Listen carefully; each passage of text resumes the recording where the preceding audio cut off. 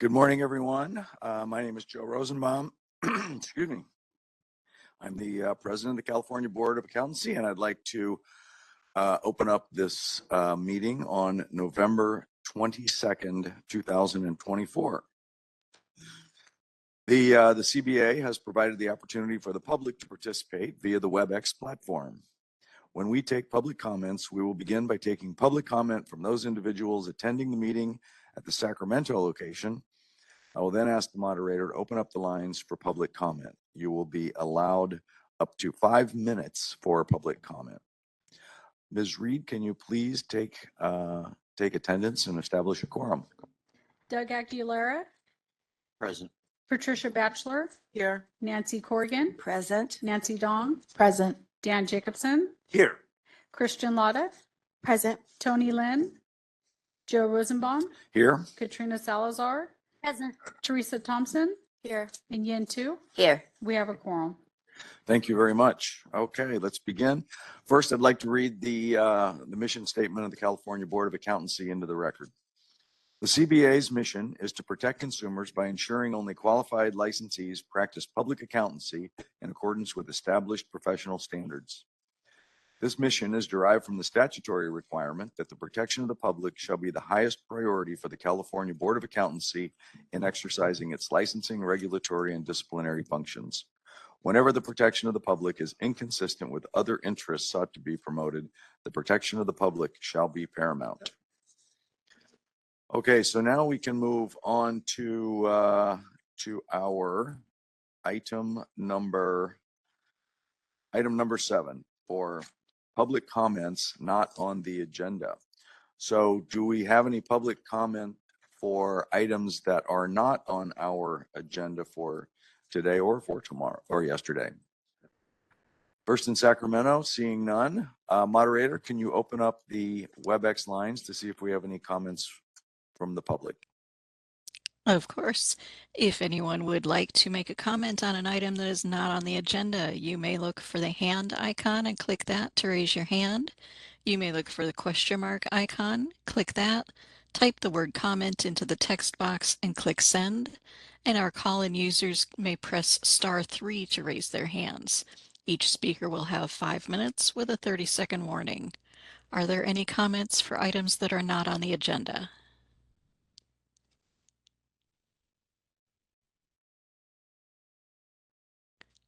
I do not see any requests for comment. Shall I close those features? Yes, thank you.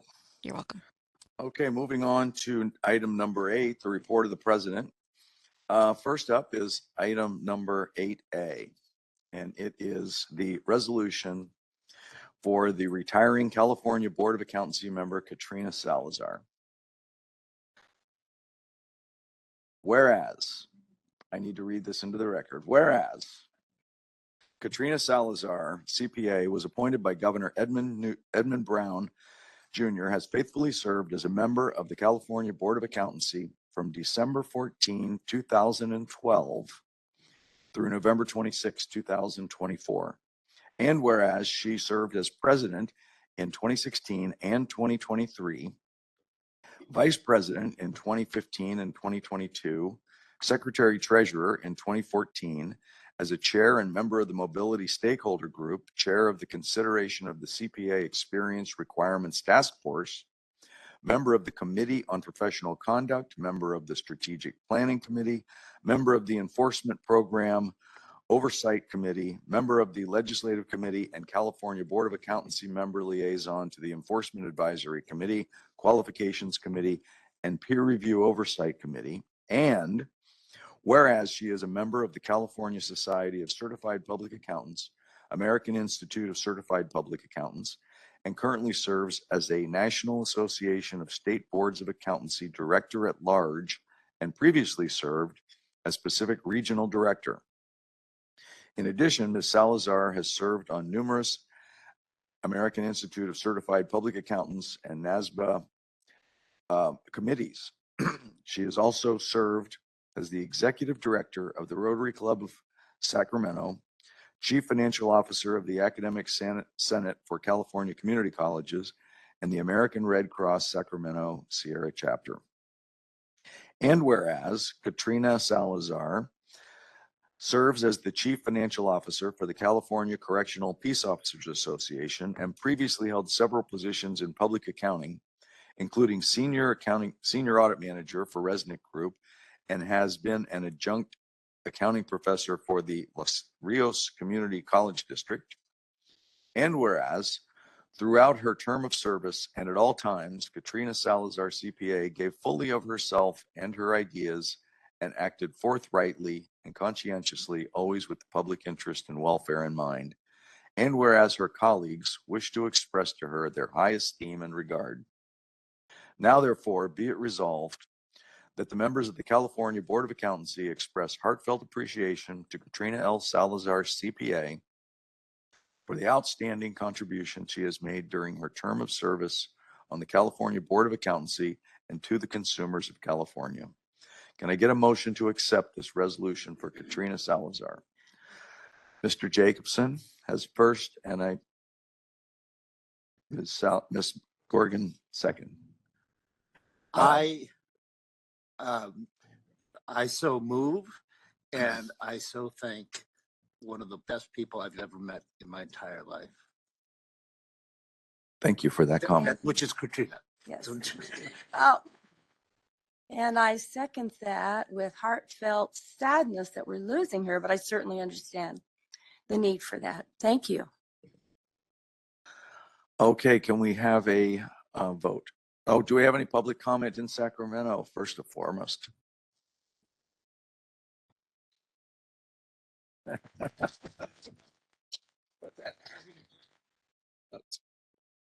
Jason Fox of the California Duty. Society of CPAs. As a public stakeholder, I've seen a lot of board members come and go, and they all contribute in their own ways, but very few contribute in the way Katrina Salazar contributes to the board. She does what she's expected to do as a board, but she goes above and beyond. You look at her resolution. She's always said yes to things. She's always volunteering. She's always looking out. She comes to the meetings prepared. She comes ready to have a thoughtful conversation, and she's always willing to listen. So she is by far a model of what the Board of Accountancy is expected to be. And so we really appreciate Katrina for her years of service on behalf of the profession, consumers, and the Board of Accountancy. So thank you. Thank you, Mr. Fox. Do we have any other public comment here in Sacramento? Seeing none, moderator, will you open up the lines to see if we have any public comment via WebEx? Thank you. If there are any public comments on the resolution, you may look for the hand icon and click that, or you may look for the question mark icon, click that, type the word comment and click send, or our call-in users may press *3. Are there any comments on the resolution?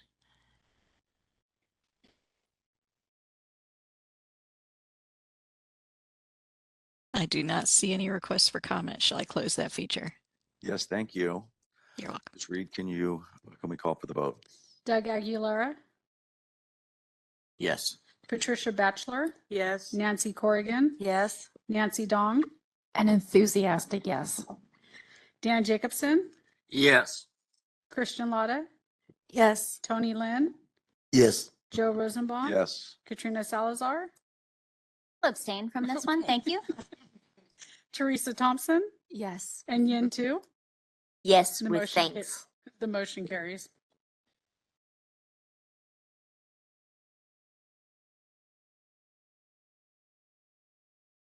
Thank you, Katrina. And I also would like to note that the legislature has provided staff with a resolution in recognition of your years of service as a CPA member.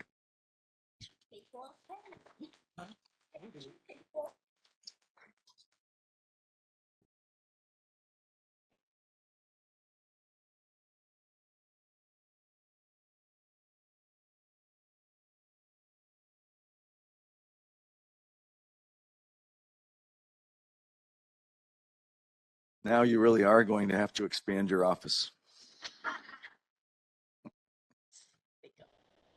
Well, congratulations, and we will definitely miss you. Okay, moving on to the next item on our agenda. It's item number 8B, and this is the California Board of Accountancy Member Committee Interest Survey. Excuse me. The committee interest survey will be used by the newly elected CBA president to appoint members to the Committee on Professional Conduct, the Enforcement Program Oversight Committee, Legislative Committee, and the liaisons to the Qualifications Committee, Peer Review Oversight Committee, and the Enforcement Advisory Committee. Included with your materials, there is an attachment from the CBA Member Guidelines and Procedures Manual that provides detailed information regarding these CBA committees. Each of the advisory committees will have one or two CBA member liaisons. After the meeting, members will receive the link to the CBA Member Committee Interest Survey via SurveyMonkey. It is requested that members complete the survey by December 6th. So that you all understand, we do expect that everyone will be serving on the various committees, and it's important for you to note which one you would like to serve on. You may or may not get your first choices. However, please, we will take it into consideration. So make sure you get that in no later than December 6th. Okay, next item on the agenda is the item 8C, the announcement of California Board of Accountancy members appointed to the National Association of State Boards of Accountancy Committees, also known as NASBA. This will provide you information regarding these committee assignments for those members on our California Board of Accountancy. First and foremost, Doug Aguilera, CPA. Doug was appointed chairperson of the Enforcement Resources Committee. The NASBA Enforcement Resources Committee promotes effective, efficient, and where appropriate, uniform enforcement of professional standards by the boards of accountancy. Congratulations, Mr. Aguilera.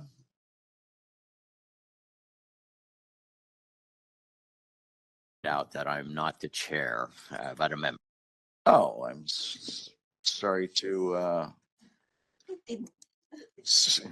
well, it's probably better you don't jump into that right away. Work your. And okay, I see. Aspirational. Well, anyway, congratulations nonetheless. And secondly, we have Patricia, our bachelor CPA. She was appointed to the Continuing Professional Education, or CPE Committee. The CPE Committee develops and promotes uniform rules and requirements for continuing professional education among the jurisdictions. The committee also oversees the standards for CPE programs and the related CPE standards working group. Congratulations to you as well. Thirdly, Nancy Corrigan, CPA. Nancy was appointed to the Awards Committee. The Awards Committee recommends to the Board of Directors recipients of the Distinguished Service Award, the William H. Rensler Public Service Award, and the Lorraine Sachs Standard of Excellence Award. Congratulations to you as well, Nancy. I'd like to note that after the meeting materials were sent out to you, staff were notified also that Yen Tu, our vice president, was appointed to the Legislative Support Committee. The NASBA Legislative Support Committee develops legislative support strategies and tactics to assist the Director of Legislative and Government Affairs in supporting the boards of accountancy on legislative matters. So congratulations to you as well. And I'd like a round of applause for all of our newly appointed members to NASBA committees. Thank you all for representing California so well.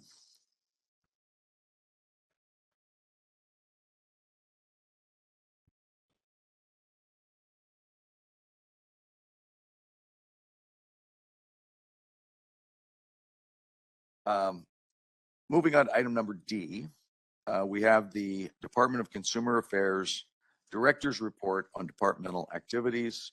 We have with us to present this Yvonne Dorantes, Assistant Deputy Director, Board and Bureau Relations from the Department of Consumer Affairs. Welcome. Can you hear me all right? Great. All right. Well, good morning and happy Friday to everyone. Thank you so much for having me. And always enjoy a rainy day. So it was a beautiful drive here. I will go ahead and get started. I will say if there's anything that you would like for me to repeat, I'm happy to repeat, answer any questions. And also, a lot of this information will be going out on Board and Bureau Relations bi-monthly email update that does go to your board president and vice president. But if anyone else would like for me to share any of this information via email, I'm happy to do so as well. So I'll jump right into it.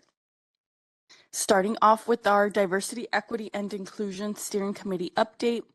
Last month, the committee met, and we are excited to announce that we have elected new leadership.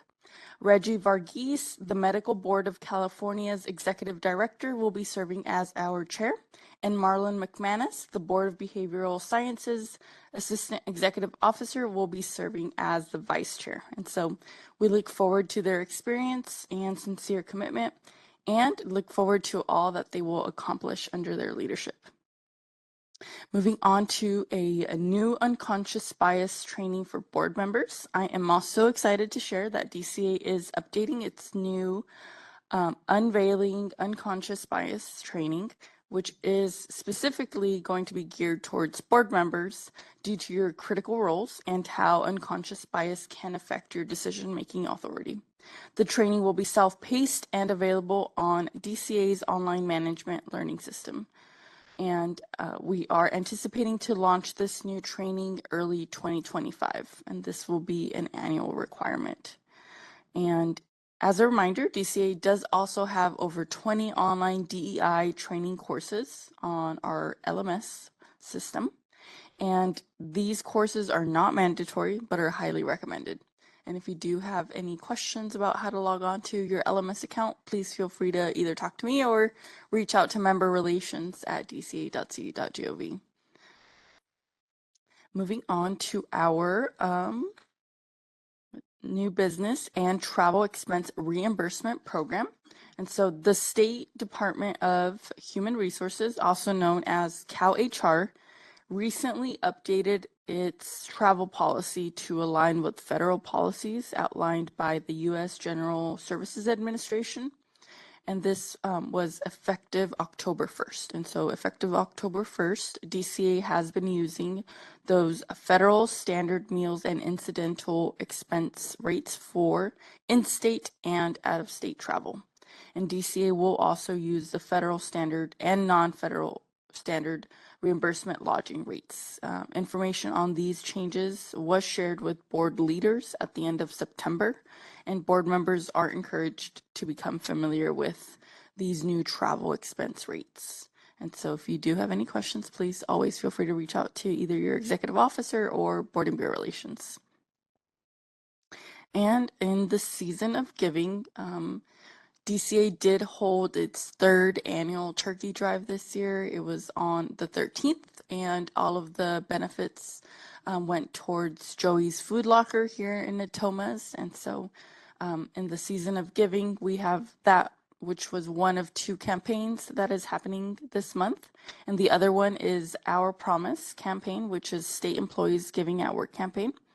And every year through this Our Promise California State Employees Charitable Campaign, state employees, including board members, have the opportunity to support nonprofits of your choice. And so through contributions, we hope to make a positive impact. And so this year's campaign is led by Monica Vargas, our Deputy Director of Communications, and Karen Navarro, our Assistant Deputy of Communications. And the campaign did launch officially, I believe, yesterday, November 21st. And so if you would like to even just provide a $5 one-time donation, that can help a community out. And so that did begin yesterday, and it'll run through December 31st and then launch again next year.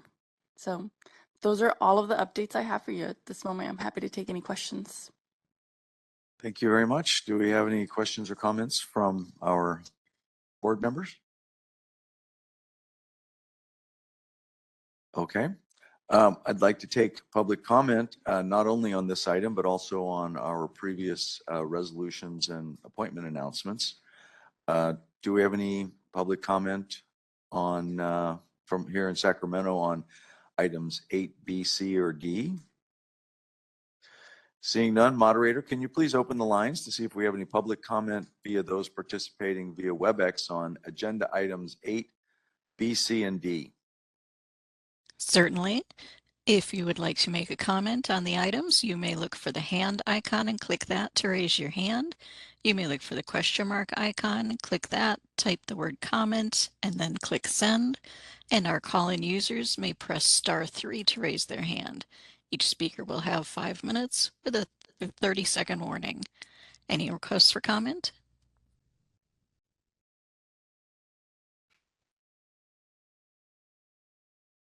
I do not see any requests for comment. Shall I close those features? Yes, thank you very much. And You're welcome. thank you, Mr. Antes. Great, thank you. Happy holidays, everyone. Same to you. Okay, moving on to item number 8E, discussion and possible action on activities and initiatives in California and nationally related to the CPA pipeline, requirements for CPA licensure, CPA mobility, and changes to the Uniform Accountancy Act. And I'll turn it over to Michelle Center for item number E. Thank you. Item 8E1 is a written report only. There were no proposed changes that we put forward on the legislative proposal related to mobility, but this is an opportunity for the board to have any discussions that they may want to on this item. There is no action necessary.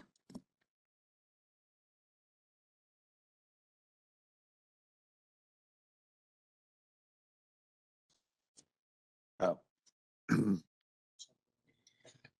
Well, actually, so I do have one question on this. On the bottom of page 4, so it's item number, with all the, I don't know how to, with all the striking out, but we're in item number 8E1, the attachment on the bottom of page 4, where we're talking about the board consulting the PCAOB and the SEC at least once every 6 months to identify out-of-state licensees that may have issues. Do we have a separate report on this?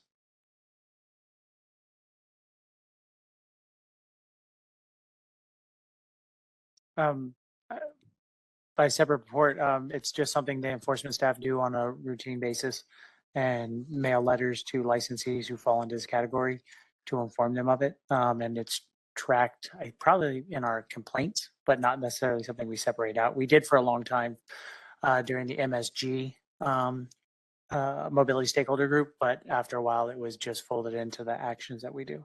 Okay, so it's not separately reported in any of the summaries. Okay. No. All right. Thank you. Do we have any board questions on 8E1? I'll take public comment for both after we do the second one as well. Go ahead. Yes. Okay, moving on then to 8E2. This is the item related to the legislative proposal regarding licensure requirements. The purpose of this agenda item is to provide the board with the opportunity to consider updates to the legislative proposal to amend Business and Professions Code, or BPC, Article 5, Certificates, Information, and Records, related to the legislative proposal to amend licensing requirements. At its September 2024 meeting, the board approved a licensure legislative proposal to modify the requirements to accept a baccalaureate with an accounting concentration and 2 years of experience, or a master's degree in accounting or taxation with 1 year of experience.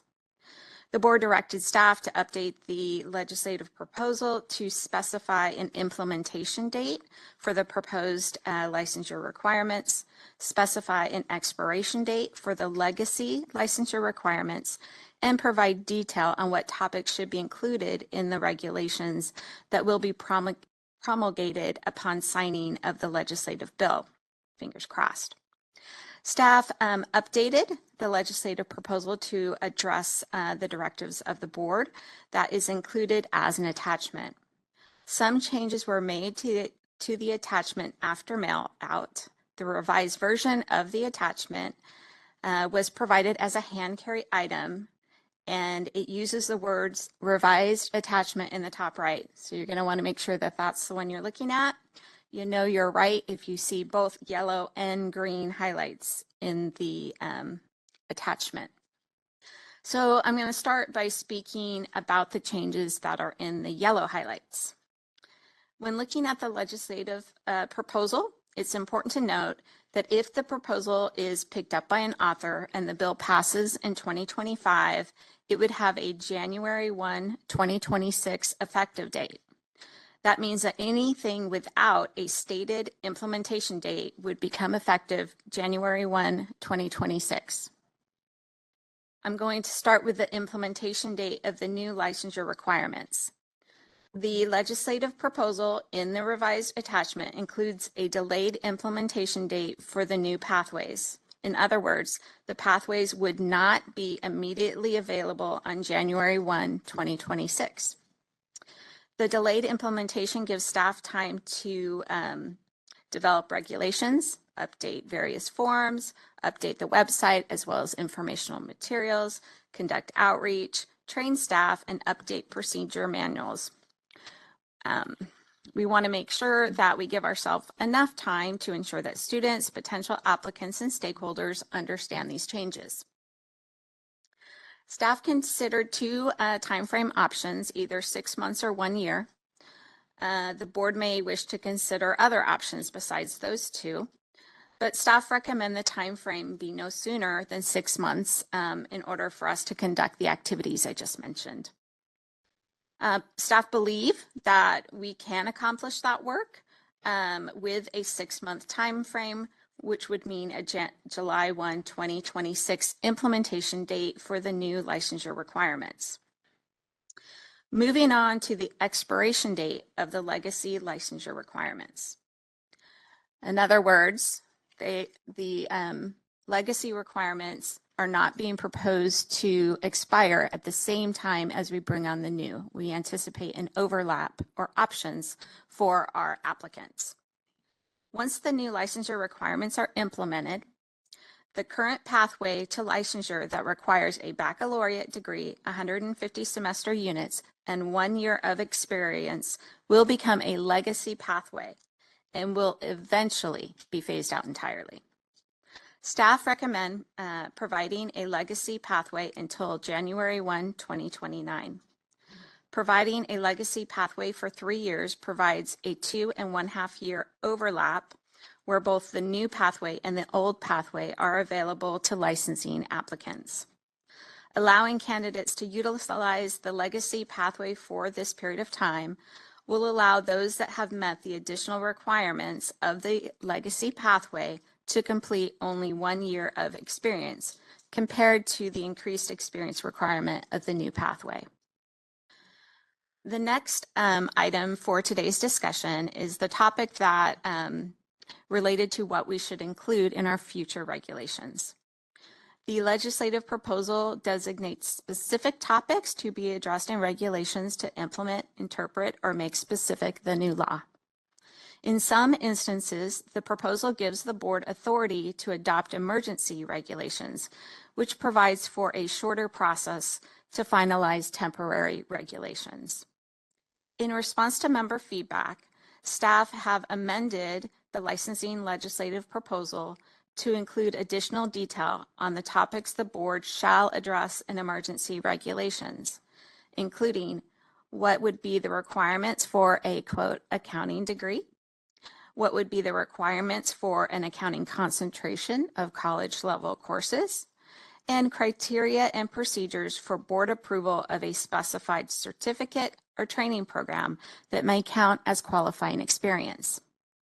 While the criteria and procedures for board approval of specified certificate or training programs is not necessary to include in emergency regulations, staff highly recommend their inclusion to illustrate how California community colleges and university extension programs would fit within this new pathway.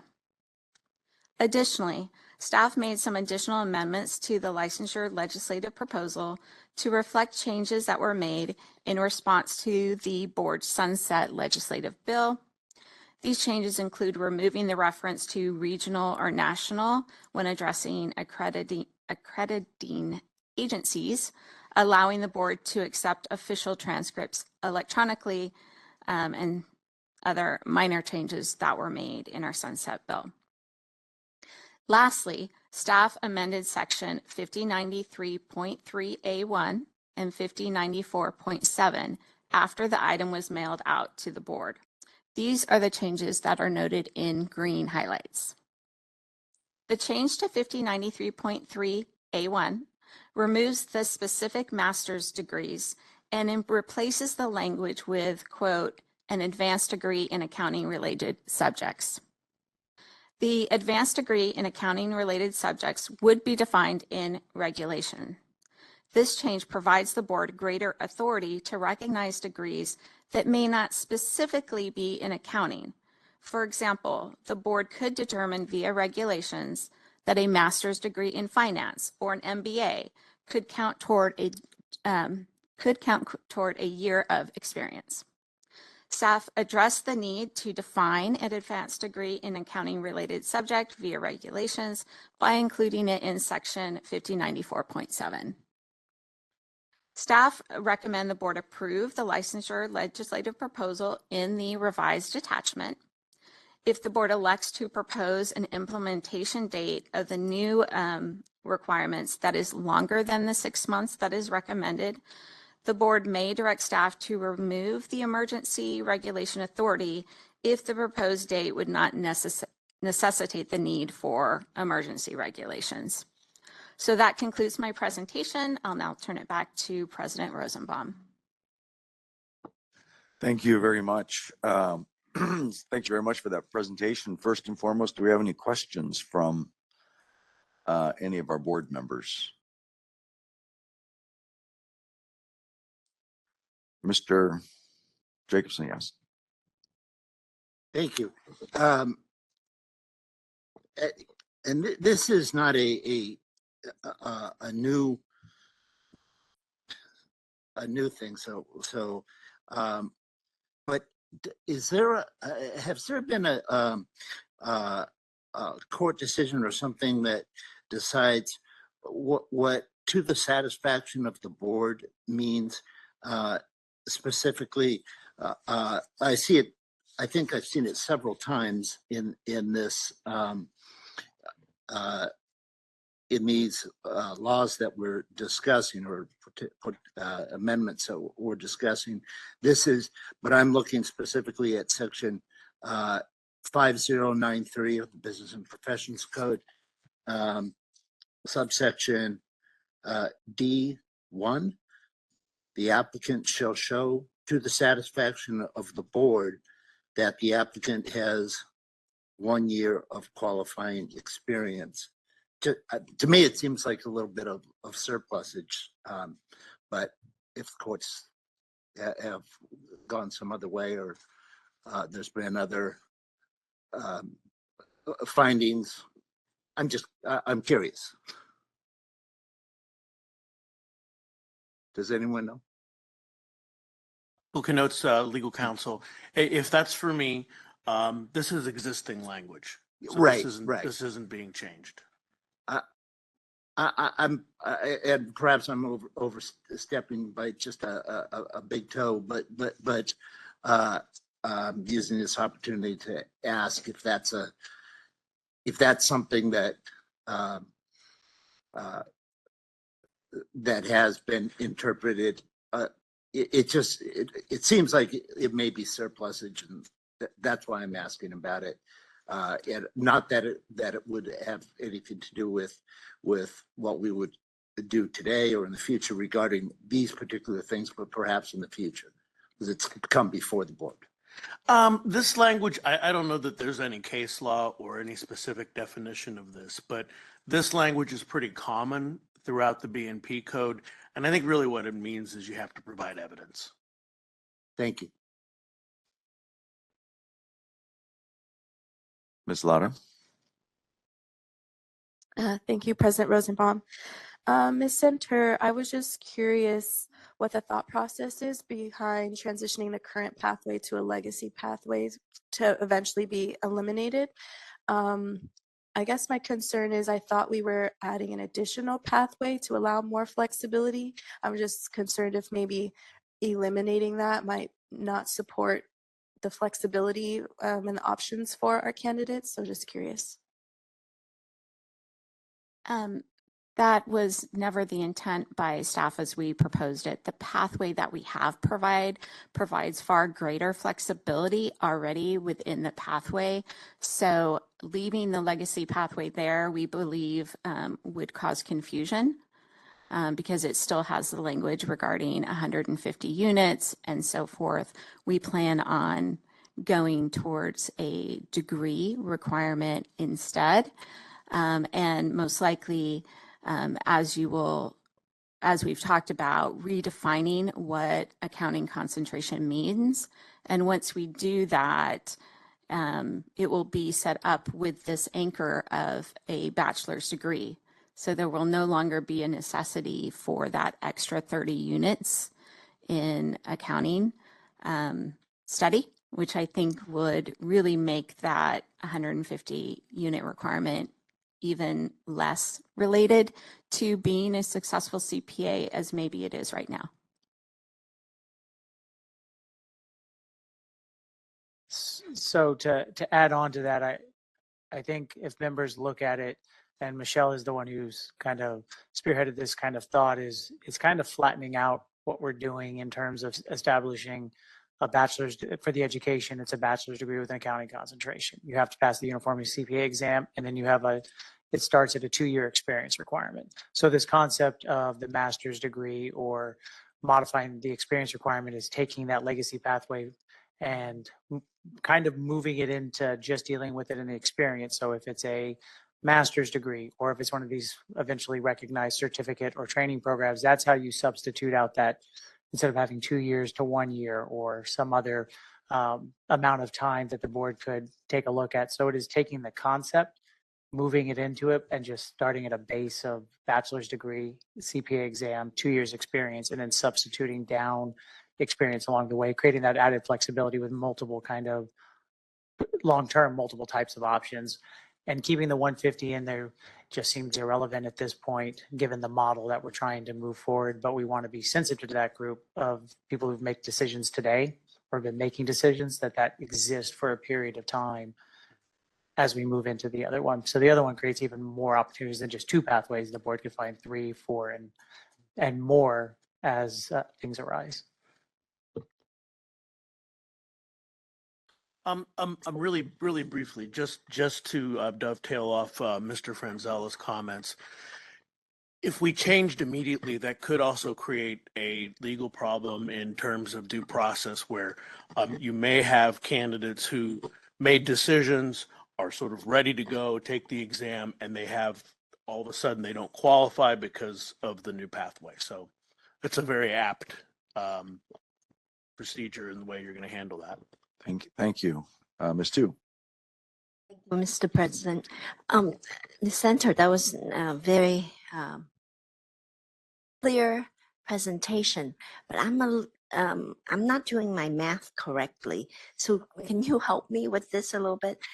You were mentioning that there's a 3-year delay for the transition, and then I'm doing the math of July 1st, 2026, and when it goes into effect January 1st, 2029. Where is that 3 months? I can easily hiding? explain. Where are those 6 months? It's 3 years from the implementation date of the law, or a 2.5 year overlap where we would have both of those pathways available.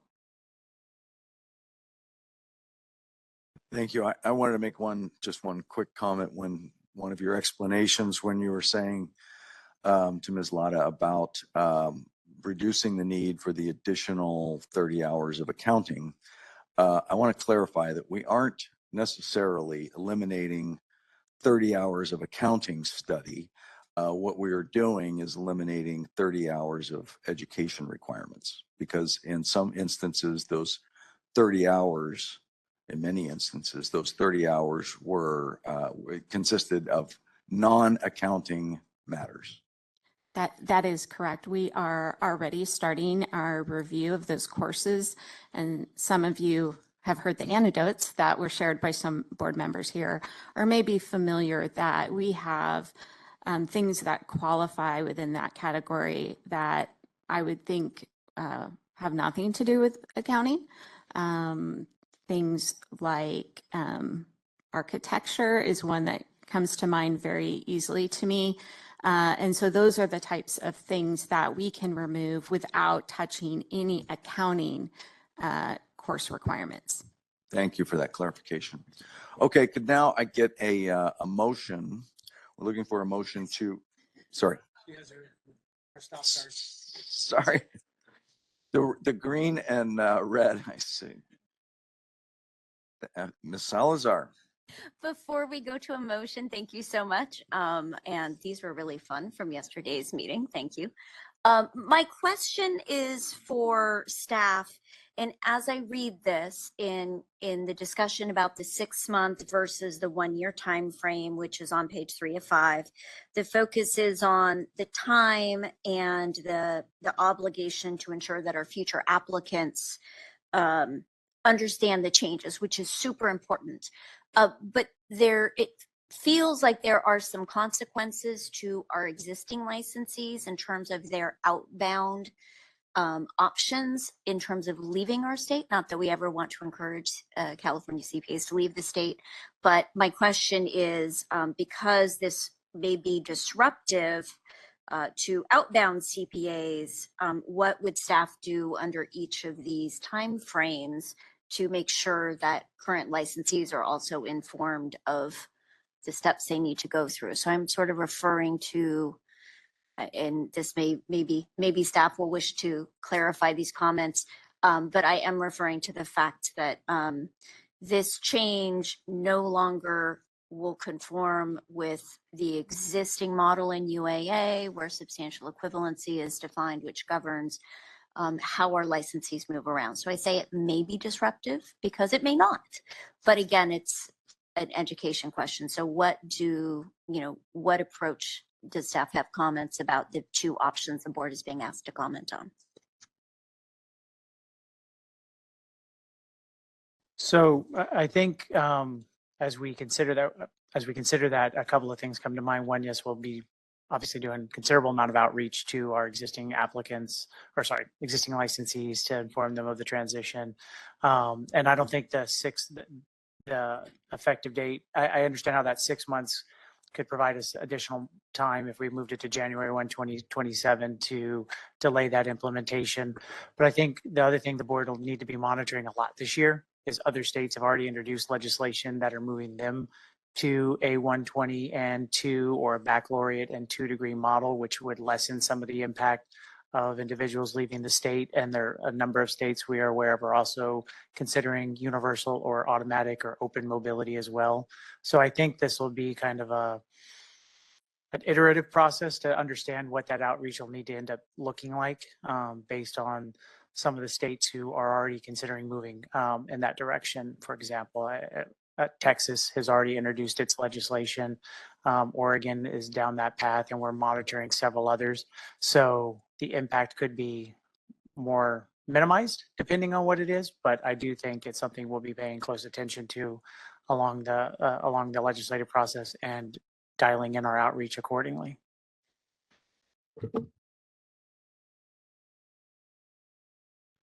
Okay, at this point, and we can have further discussion, but I am looking for a motion to adopt the legislative proposal, the licensure legislation proposal that staff has proposed, together with the 6-month implementation timeline. Do I have such a motion? Ms. Lotta, So moved. do you have a second? Ms. Corrigan? I'll second that motion. Okay, thank you. Do you have any further discussion here from the board?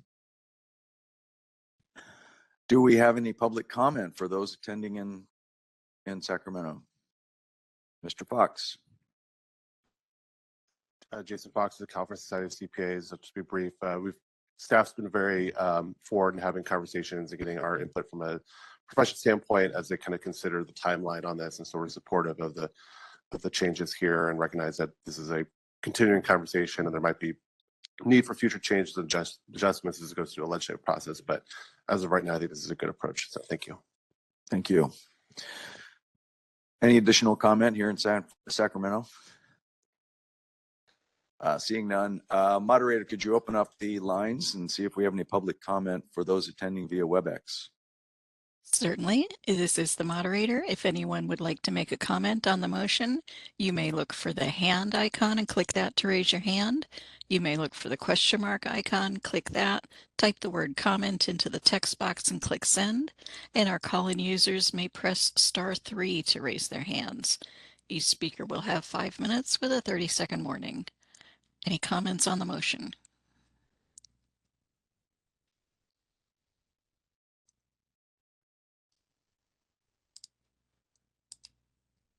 I do not see any requests for comment. Shall I close those features? Yes, thank you. Ms. Reed, can we take the vote? Yin Tu, Yes. Teresa Thompson, Yes. Katrina Salazar, Joe Rosenbaum, Yes. Tony Lynn, Yes. Christian Lotta, Yes. Dan Jacobson, Yes. Nancy Dong, Yes. Nancy Corrigan, Yes. Patricia Batchelor, Yes. and Doug Aguilera. Yes. The motion carries. All right, thank you for that. Okay, the next item on our agenda today is item number 9, report of the Vice President, Yen Tu. Thank you, President Rosamond. This item is to recommend the following for Enforcement Advisory Committee: the reappointment of Kathy Johnson, CPA, as chair, the reappointment of Jennifer Benjamin, CPA, as vice chair, and the appointment of Julio Iraheta, Junior, CPA. The Enforcement Advisory Committee assists the CPA in advisory capacity with enforcement activities. This includes reviewing closed investigation files, providing technical guidance on open investigations, and participating in investigative hearings. I have conferred with the CBA executive officer to verify that the individuals have met the appropriate requirement for license renewal and have demonstrated the skills and knowledge to serve as a member or to continue serving as a leadership capacity on the Enforcement Advisory Committee. I would like to make a motion to reappoint Kathy Johnson, CPA, as chair and Jennifer Benjamin, CPA, as vice chair of the Enforcement Advisory Committee effective January 1st, 2025 through December 31st, 2025, and the appointment of Julio Iraheta, Junior, CPA, to the Enforcement Advisory Committee effective through November 30th, 2026. Now I'd like to turn it back to President Rosenbaum for a vote. Thank you for A that. second. Do we have a second? Seconded. Thank you. Do we have any comment from the board? Any public comment from Sacramento? Moderator, could you open the lines to see if we have any public comment for those attending via WebEx? Of course. If anyone would like to make a comment on the motion, you may look for the hand icon and click that to raise your hand. You may look for the question mark icon, click that, type the word comment and click send. And if you are a call-in user, you may press *3 to raise your hand. Are there any comments on the motion?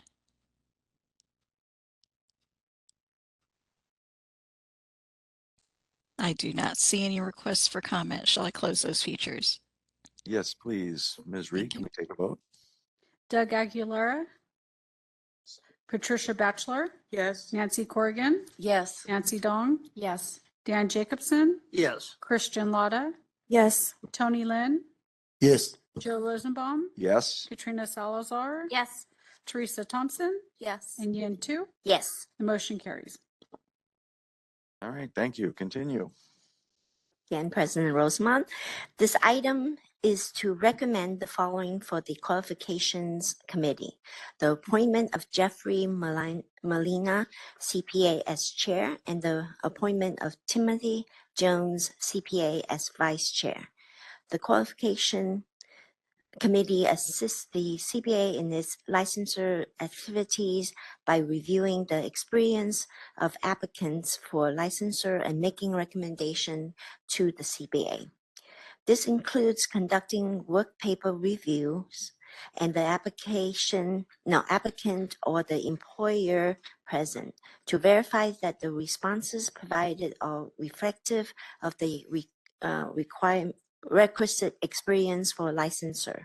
I have conferred with the CPA executive officer to verify that each individual has met the appropriate requirements for license renewal and have demonstrated the skills and knowledge to serve on a leadership capacity on the Qualifications Committee.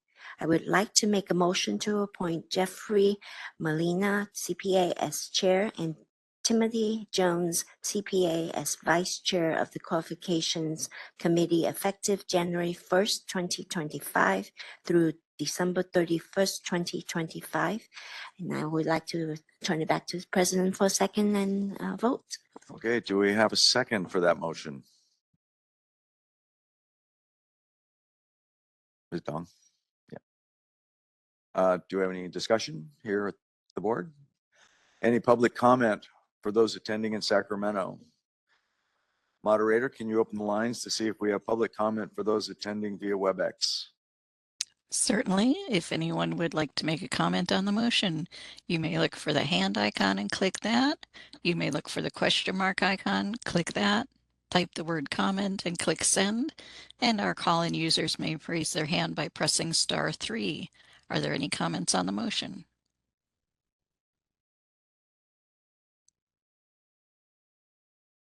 I do not see any requests for comment. Shall I close those features? Yes, thank you. Ms. Reed, can we take a vote? Dan Jacobson, Yes. Christian Lotta, Yes. Tony Lynn, Yes. Joe Rosenbaum, Yes. Katrina Salazar, Yes. Teresa Thompson, Yes. Yin Tu, Yes. Doug Aguilera, Patricia Batchelor, Yes. Nancy Corrigan, Yes. and Nancy Dong. Yes. The motion carries. Great, thank you. And continue. Thank you. This item is to recommend the following for the Peer Review Oversight Committee. The appointment of Frasto here Rosa, CPA, as chair, and the appointment of Nick Patterson, CPA, as vice chair. The Peer Review Oversight Committee assists the CPA in an advisory capacity in its oversight of the peer review program. As with all appointments, I have verified that the individual have met the requirements for license renewal and have demonstrated the skills and the knowledge to serve as leadership capacity on the Peer Review Oversight Committee. I would like to make a motion to appoint Festo Harold Hosa, CPA, as chair, and Nick Patterson, CPA, as vice chair of the Peer Review Oversight Committee effective January 1st, 2025 through December 31st, 2025. And now we'd like to turn it back to the president for a second. Right. Do I have a second to that motion? Ms. Dong, thank you. Any comment from the board? Any comment from those attending, public comment from those attending in Sacramento? Moderator, would you please open up the lines to see if we have any public comment for those attending via WebEx? Certainly. If anyone on WebEx would like to make a comment on the motion, you may click the hand icon to raise your hand. You may click the question mark icon, type the word comment, and click send. And our audio participants may press *3 to raise their hand. Any comments on the motion?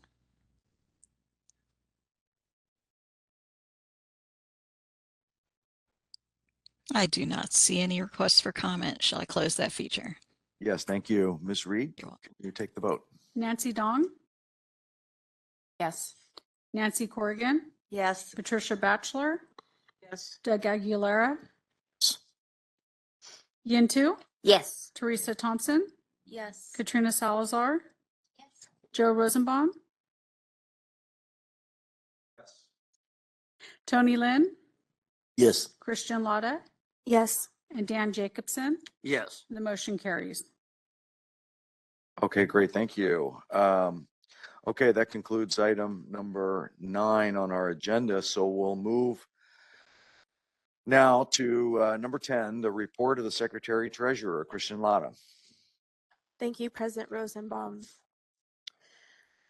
Provided for your review is the first quarter financial report for fiscal year 2024-25.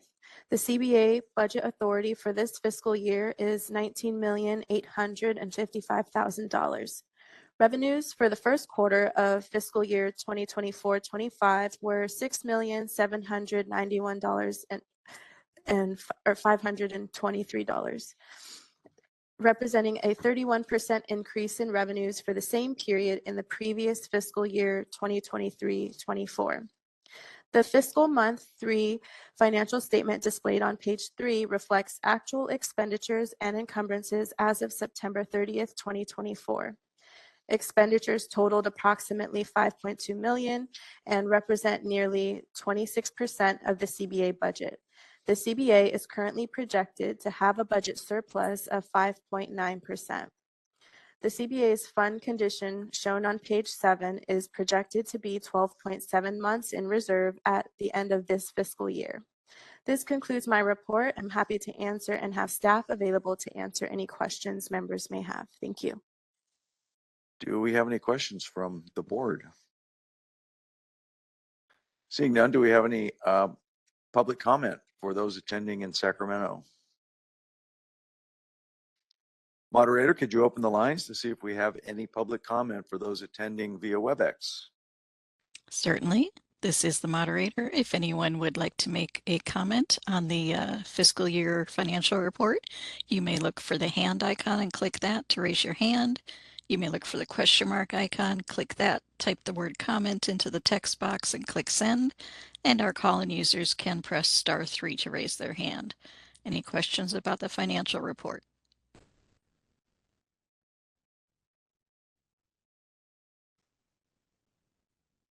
I do not see any requests for comment. Shall I close that feature? Yes, thank you very much. You're welcome. Okay, at this point, before we move on to item number 11, let's take a quick break, 15 minutes, and we will reconvene at 10:35.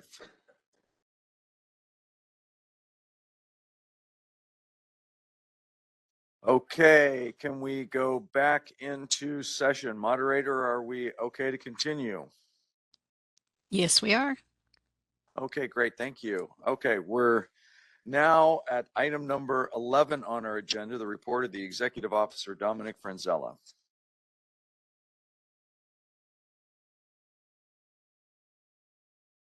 All right.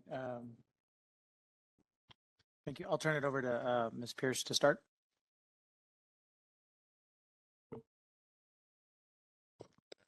Good morning. As the members heard during the DCA report, effective October 1st, travel reimbursement rates have changed. Staff have updated the travel expense claim worksheet that's provided to members to reflect the changes. And just a brief update on our business modernization project. Staff is in the process of developing the new online options for examination applicants on the CBA Connect platform. And I'll have more information for you at future meetings as this exciting improvement develops. And with that, I'll turn it over to Executive Officer Franzella for a staffing update. Thank you. So again, looking to item 11A, and specifically page 2 regarding the staffing update.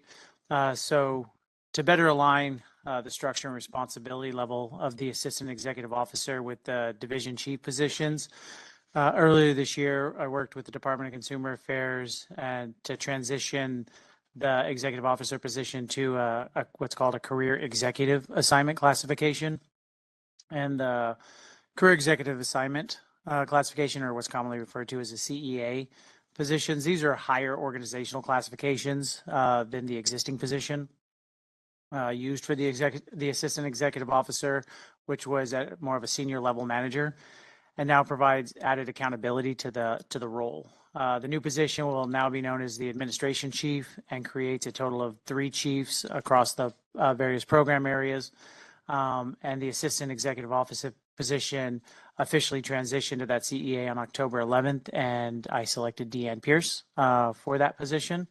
The administrative chief will have more independent authority related to the administrative functions for this organization. The CBA now has a more robust succession planning structure in place now with 3 senior executive managing, 3 executive managers managing the programs. And so with that, this concludes the administration report, and I'm happy to turn it back over to President Rosenbaum, and Deanne and I are here to answer any questions you may have. Thank you for that, and congratulations, Ms. Pierce.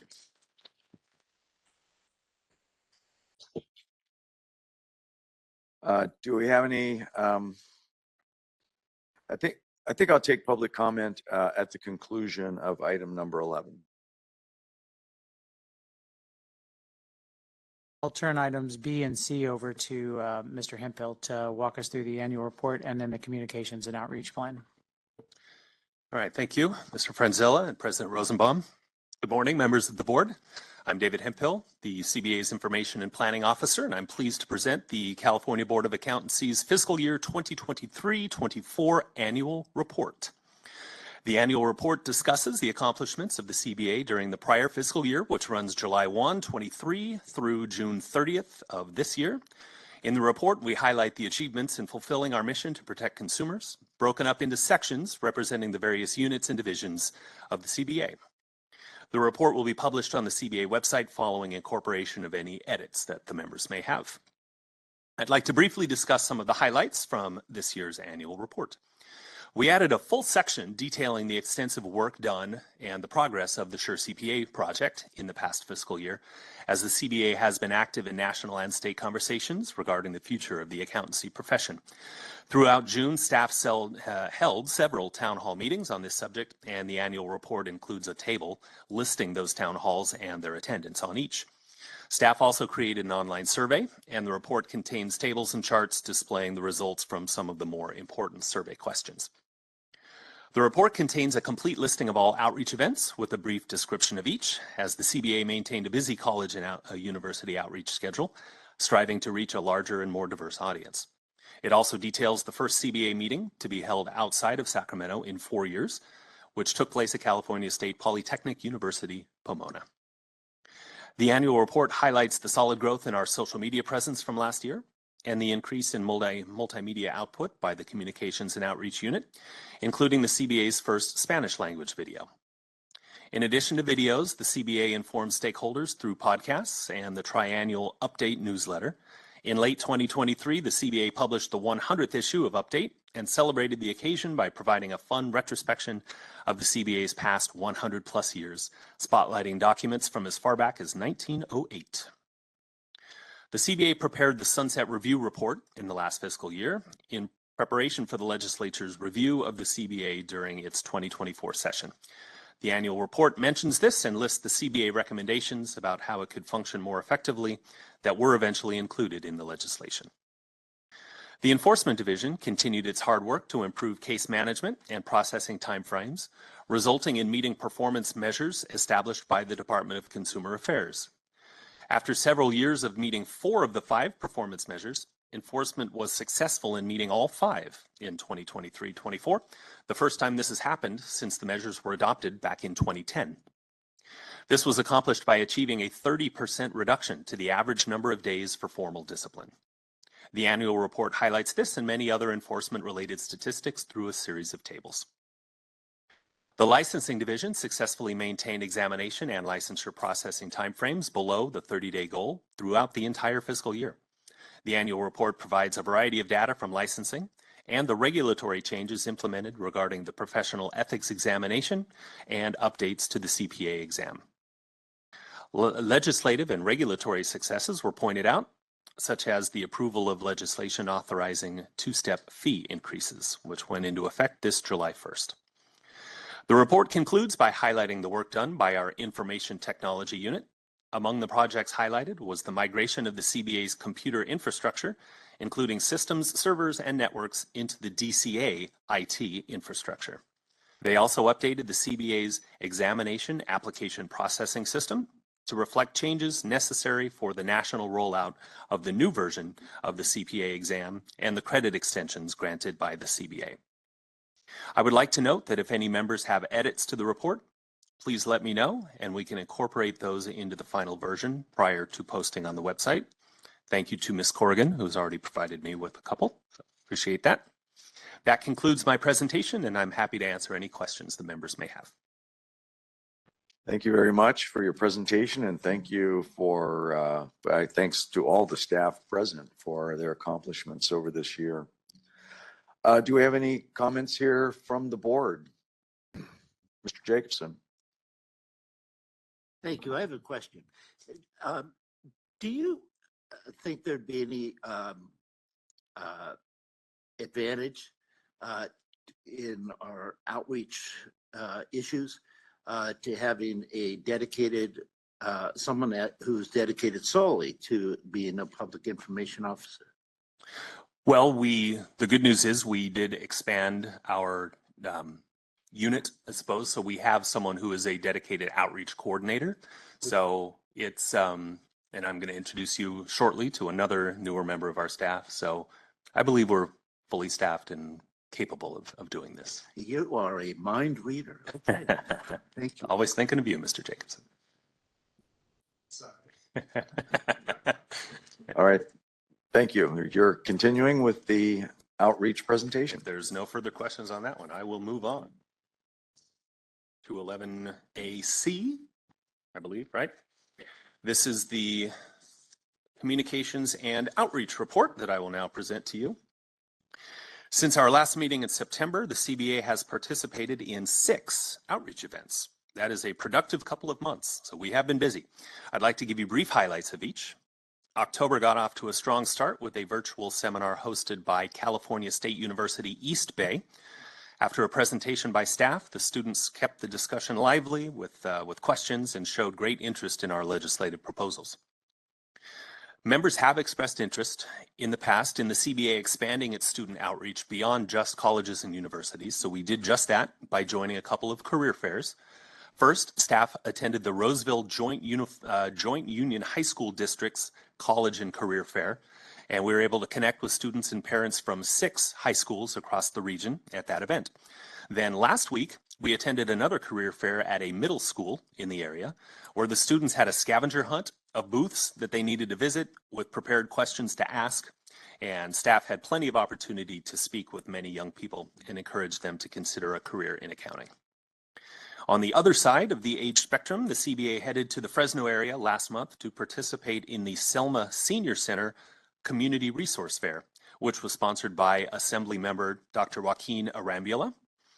Attendees appreciated our consumer assistance booklet and elder financial abuse resource flyer that was distributed. Another audience we're striving to increase our engagement with is community college students. So earlier this month, we partnered with the California Society of CPAs and the American Accounting Association for the 2-year Bridge Symposium, an event targeting ethnically diverse community college students. There were 2 locations in LA and San Jose that we spoke to virtually that are interested in accounting. So that was a good event. And then just 2 days ago, licensing staff braved the rain and attended the San Joaquin chapter of Cal CPA's annual student night, which was in Manteca, another roundtable speed mentoring style event. So as you can see, it's been a very dynamic couple of months, and I'm proud of the impact we've made, engaging with all facets of our audience, young and old, from applicants to consumers. The CBA was there for them. Up next, I would like to introduce you to a new addition to our team who's here sitting behind me this morning. So Kayla McCoy. Hello, Kayla. She's a new information officer. She joined the team in early October. She has a strong background in marketing and advertising and will help oversee the CBA's social media platforms and other CBA communications like the update newsletter. So welcome, Kayla. She's a great asset to the team already. Moving on to multimedia content, I'm pleased to share the latest episode of the Accounting for California podcast was released this month in both audio and video format. Executive Officer Dominic Franzella and Cal CPA President and CEO Denise Leduc-Fremming, CPA, had an in-depth discussion of the legislative proposals that were approved by the CBA. The podcast video is performing very well, almost 1,300 views on YouTube so far. So we're encouraging all the licensees to take a look at that. Mr. Franzella was also invited to take part in an episode of the national Talking Tax podcast, which was produced by Bloomberg Tax. And the episode was devoted entirely to California and the legislative proposals, and that came out in late October. I know we're less than a week away from Thanksgiving. Trust me, I'm already getting hungry. But I wanted to take a quick look back at Halloween when staff unveiled another scary, fun video like we did last year. This time around, it was Count Dracula CPA. Ooh. The premise alone cracks me up. The team had a blast coming up with all of this. So I hope you had the opportunity to watch it and how the CBA eventually saved the day from this unscrupulous financial vampire. The video features actors and voices from all three divisions of the CBA. So we were all involved in it, and that's something that we're really proud of. So that was a fun one. Please watch it. I'm also excited to announce the upcoming release of Update Issue 103, which is set to be published in the next week or so. This issue marks a significant achievement for us as staff will be creating it entirely in-house. Previously, the design and layout tasks were handled by DCA, but now our talented CBA team will manage the process from start to finish, giving us more control over all facets of the publication. Lastly, a quick peek at our social media growth. Third quarter 2024 was the second straight quarter that the CBA gained over 1,000 new followers across all platforms. That hadn't even been done before, even once before this year. Over the past 3 months, LinkedIn posts are averaging a 4.1% click-through rate, and the average rate for that for LinkedIn organic posts is between 3 and 5%. So the CBA is successfully engaging with our target audiences. I also wanted to mention when I was talking about Update 103, that issue also features the second interview in our Accounting Careers series, spotlighting CPAs in different fields of the profession. Mr. Aguilera was the subject of the first one. This time it's with Kendall King, CPA, who talks about serving clients in the entertainment and digital creators space.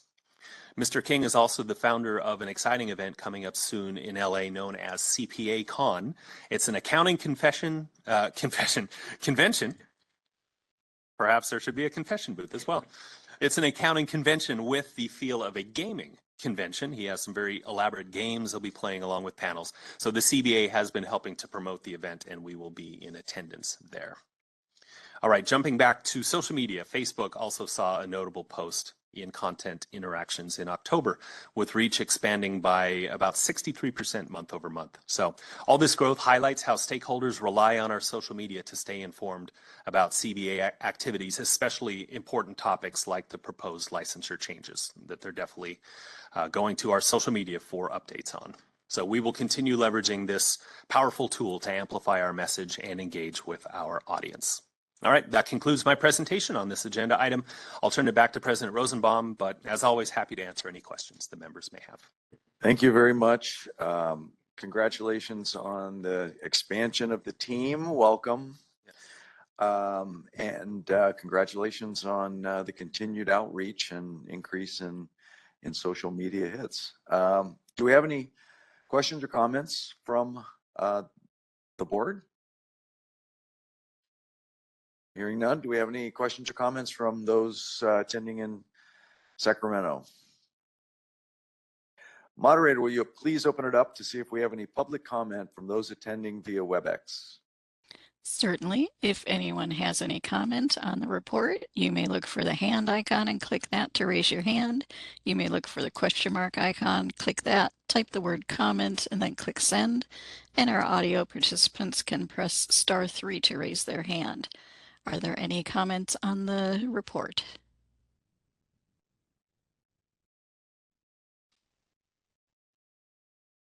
I do not see any requests for comment. Shall I close those features? Yes, thank you very much.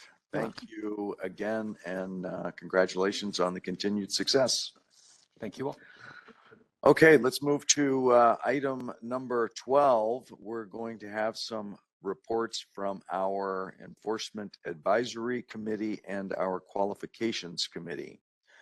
First up, item number 12A. The chair of the Enforcement Advisory Committee is participating via WebEx. Welcome, Kathy Johnson. Hello, everyone. My name is Kathy Johnson, and as previously stated, I am the Enforcement Advisory Committee Chair.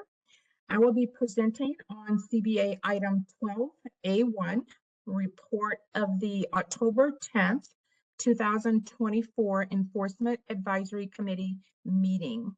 Now, the EAC held its meeting in person on October 10th, 2024 at the Holiday Inn Bayside, San Diego. We welcomed 2 new members to our EAC, Robert Rule and Michael Williams. I would like to thank the CBA board member, Teresa Thompson, for providing us with an update on CBA activities. And at this meeting, members focused on reviewing 11 investigative files and provided insight and feedback to assist staff with the next steps in the investigative process. The EAC also held 3 investigative hearings. Our next meeting will be held on December the 5th, 2024. And this concludes my report. I would be happy to answer any questions the CBA members or members of the public may have. Okay, thank you, Kathy.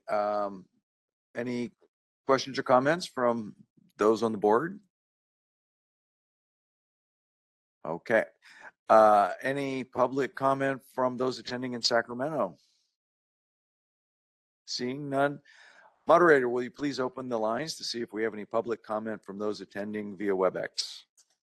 Certainly. We've opened up the hand raise and Q&A features for public comment. If anyone has a question for or a comment for Chair Johnson, you may look for the hand icon, click that. You may look for the question mark icon, click that, type comment and click send. And our call-in users may press *3 to raise their hands. Any comments on the report?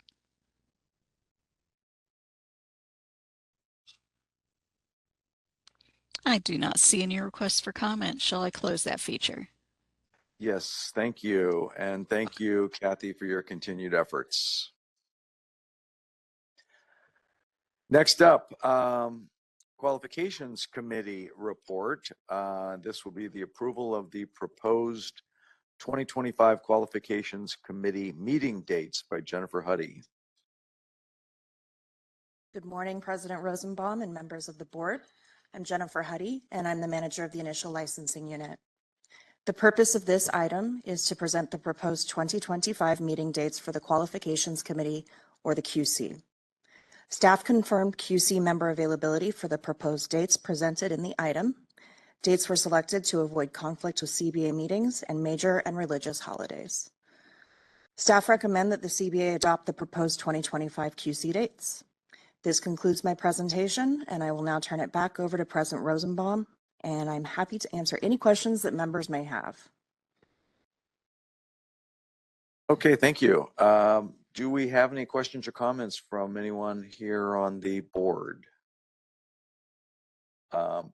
If not, can we make a motion to accept? Thank you, President Rosenbaum. I would like to move to accept the dates for QC 2025 dates. Thank you. Can I have a second? Mr. Aguilera? And I second the motion. Thank you. Thank you. Any further comment from those on the board? Do we have any public comment from those attending in Sacramento? Seeing none, moderator, would you please open the lines to see if we have any public comment for those from those attending via WebEx? Certainly, we've opened up the public comment. If anyone would like to make a comment on the report, you may click on the hand icon, or you may click on the Q&A question mark icon, and our audio participants can press *3 to raise their hand. Are there any comments on the report?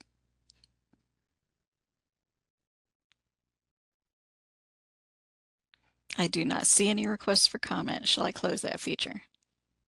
Yes, please. Okay. Thank you very much. Ms. Reed, can we take a vote? Yin Tu, Yes. Teresa Thompson, Yes. Katrina Salazar, Yes. Joe Rosenbaum, Yes. Tony Lynn, Yes. Christian Lotta, Yes. Dan Jacobson, Yes. Nancy Dong, Yes. Nancy Corrigan, Yes. Patricia Batchelor, Yes. and Doug Aguilar. Yes. The motion carries. Okay, great. Thank you. Item number 12C has no report. So we'll move directly then on to reported licensing chief. Agenda item number 13 and 13A. The licensing activity report will be presented by Sarah Benedict. Thank you, President Rosenbaum. I am Sarah Benedict, and I am the manager of the Renewal and Continuing Competency Unit. The Licensing Activity Report, or the LAR, covers July 1st, 2024 through September 30th, 2024. The LAR begins with the reporting of processing times. I am pleased to report that processing times remain below 30 days. Page 2 lists the inquiries received in the licensing division. The number of phone calls received in 2023 to 2024 should actually be 34,249, not 32,249. Okay, moving on to pages 3 and 4. As of September 30th, 2024, the examination unit has approved over 1,300 first-time applicants to sit for the CPA exam. The initial licensing unit has approved approximately 1,000 applications for new CPA and firm licenses. On pages 5 and 6 is data related to the renewal statistics, renewal deficiencies, and continuing education audits. As of September 30th, 2024, over 11,000 renewal applications were processed. Licensees renewing in an active status must complete 20 hours of continuing education in each year of their renewal cycle, with at least 12 of the 20 hours being in a technical subject matter. When a licensee does not meet this requirement, I'm having a hard time talking today. We refer to that as a 2012 violation. With most deficiencies, staff do not approve the renewal application until the deficiency is corrected. A 2012 violation is different because it cannot be corrected. When a licensee has met all licensing requirements except for the 2012 requirement, staff approve the renewal application and then refer the matter to the Enforcement Division. Because of this, 2012 violations are not represented in Table 6. Of the 11,000 renewal applications reviewed, 405 had a 2012 violation. Most 2012 violations occur in the first year of the renewal cycle. Table 7 includes CE audit data. As of September 30th, 2024, the renewal unit has performed 225 audits. Of the 225, 166 were found to be compliant. 19 were initially deficient but are now compliant. That concludes my presentation. I will now turn it back over to President Rosenbaum, and I'm happy to answer any questions. Thank you very much. Anyone on the board have any questions or comments before we move on to the next licensing presentation? Okay, seeing none, let's move then directly to the item number 13B, the report on long-term licensing data trends. Thank you. The purpose of this agenda item is to provide the CBA with its annual report on long-term licensing data trends that may be useful when considering the pipeline of future California CPAs. Staff derived the requested data from historical CBA licensing activity reports, NASBA annual reports, NASBA quarterly reports, and CPA exam data reports, and the CBA's internal licensing databases. In January 2024, a new CPA exam was introduced. The change in the CPA exam is known as CPA evolution. The CBA experienced an increase in the number of first-time exam applicants and repeat exam applicants, as demonstrated in graphs 1 through 4 on pages 3 through 6. The increase was likely attributed to the attempting to pass all 4 exam sections prior to implementation of CPA evolution. The CPA exam underwent significant changes in 2017, and a similar spike in applicants can be seen in 2015 to 2016. All right, moving on to page 7. Table 1 is a new addition this year and lists the section pass rates for the CPA exam. It should be noted that this is prior to CPA evolution. Pass rates for the new CPA exam will be included in future reports. Moving to graph 5 on page 7, the number of CPA license applications has declined steadily since 2020-21, reaching a 10-year low in 2022-23. There was a spike in CPA license applications received and approved in 2017-18, following the spike in exam applications observed in 2015-16. Given the spike in CPA exam applications due to CPA evolution, the CPA can reasonably expect a spike in CPA license applications to occur soon. Graphs 6 and 7 on pages 8 and 9 illustrate accountancy corporation and accountancy partnership applications received and approved. The number of applications received and approved spiked for both corporations and partnerships in 2018-19 and then leveled out beginning in 2020-21. Accountancy corporation applications saw a slight increase in 2023-24, while the number of accountancy partnerships applications slightly declined. Table 2 provides the estimated number of new CPA licensees. Of the 2,881 new CPA licensees in 23-24, 418 were previously licensed. 2,463 of the applicants were applying for their CPA license for the first time. Graph 8 on page 11 represents the current CPA population. This includes active, inactive, delinquent, and retired CPAs. The CPA population continues to grow at an approximate rate of 2% each year. Table 3 provides the number of CPAs in each status. As of June 30th, 61% of the CPA population is in active status. Approximately 12% of CPAs reside out of state and 1% reside out of the country. Table 4 provides the percent of active licensees with a test authority versus general authority. Of the 61% of active licensees, 55% hold a license with a test authority. Graph 9 on page 13 represents the accountancy firm population. This includes active and delinquent firms. As of June 30th, corporations made up 77% of the total firm population. Table 5 at the bottom of page 13 and Table 6 at the top of page 14 provide age demographic information for CPAs. The average age of a newly licensed CPA license applicant is 32, which is a slight increase from prior years. The majority of California CPAs are aged 49 or younger. The median age of California CPAs is 48. That concludes my presentation. I will now turn it over to President Rosenbaum, and I'm happy to answer any questions that members may have. Thank you very much. Do we have a question? Ms. Salazar. I do. Thank you so much. And I might have missed this, so apologies. In your explanation of the new table 1, so this is great. I love the addition. It's on page 7 and 14. I was a little confused on the overall because it looks like the same figures in 22 and 23. So maybe there was I'm wondering if that is accurate, or there may be just needed to be updated numbers put in one of those columns. So I was a little confused by the lack of change in overall pass rates between the 2 years. I see that. I'm not sure, but I will look into that and get back to you.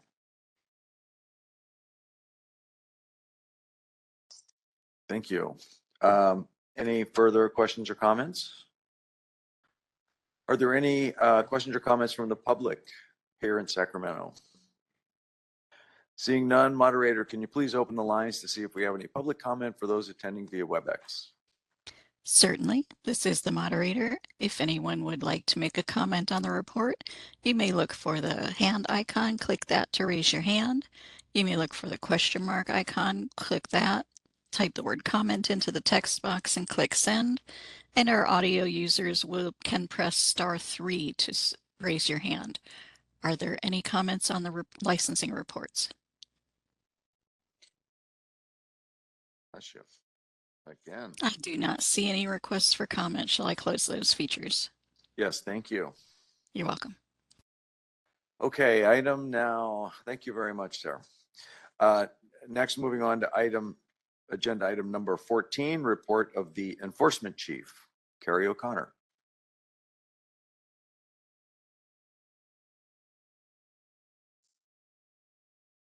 Good morning. I'm Carrie O'Connor and I'm the Chief of Enforcement. The activity report before you today is for the first quarter of fiscal year 2024-25.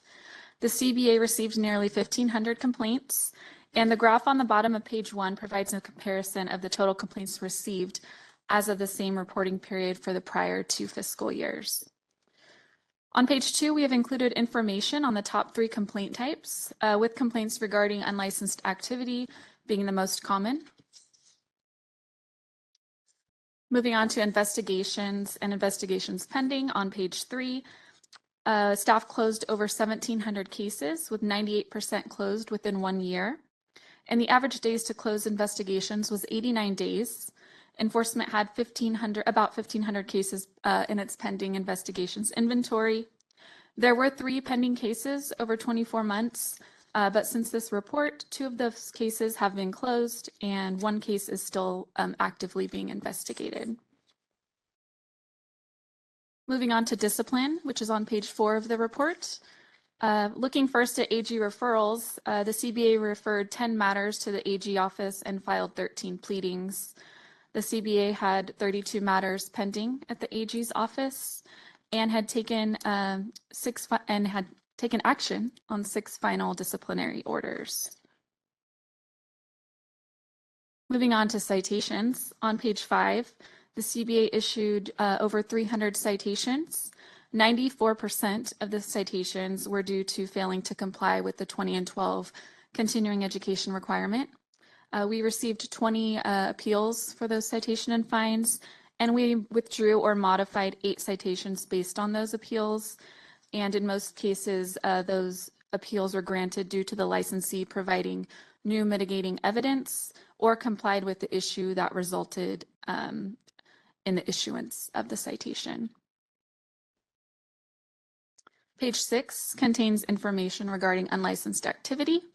The CBA has received just over 770 complaints regarding unlicensed activity.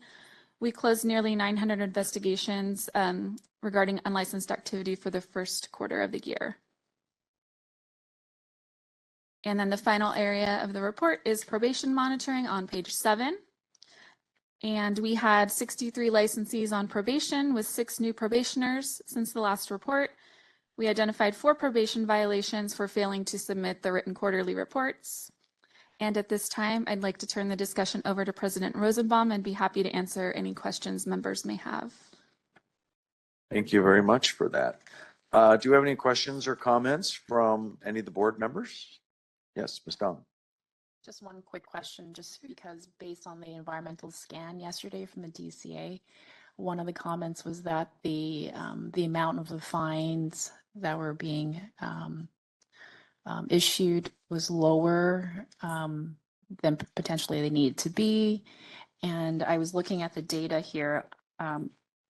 There's no table number, but in terms of citations, the fine average has declined.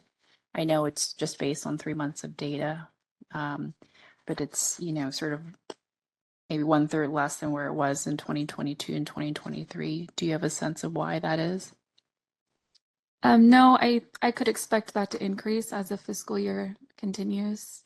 And I believe that the discussion yesterday, I'm not sure if it pertained to citations with the fine amount being low or if it was for enforcement actions, which is the penalties that we impose for disciplinary orders. So we'll continue to monitor this, but I would expect that it will possibly increase as the year progresses. Okay, thank you. Any further questions or comments?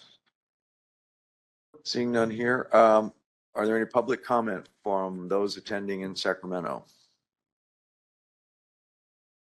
Moderator, would you please open the lines to see if we have any public comment on item number 14 from those attending via WebEx? Certainly.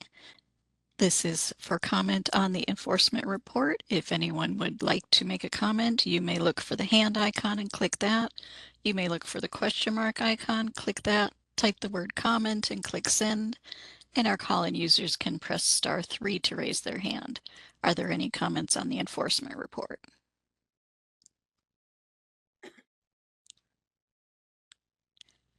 And I do not see any requests. Shall I close that feature?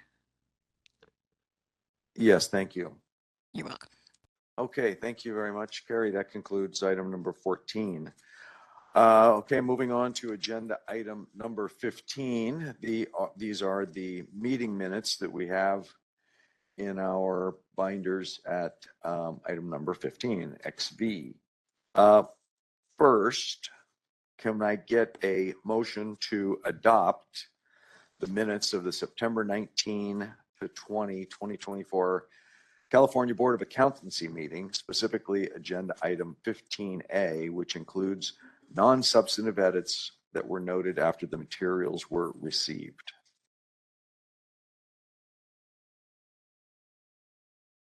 Don, thank you. Do you have a second? Thank you. Have a second. Ms. Yeah, Ms. Oh, yeah, Ms. Thompson. Yes. Second. Okay. Any discussion on the item 15A minutes? Seeing none. I will hold public comment for all of the minutes until we get to the end of item number 15. So next, 15 on each one. All right. I do want to take public comment for anyone in Sacramento.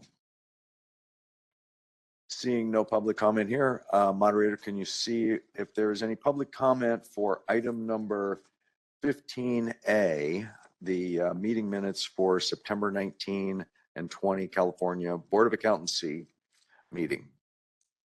Certainly. If anyone has a comment on the meeting minutes, you may look for the hand icon and click that. You may look for the question mark icon and click that.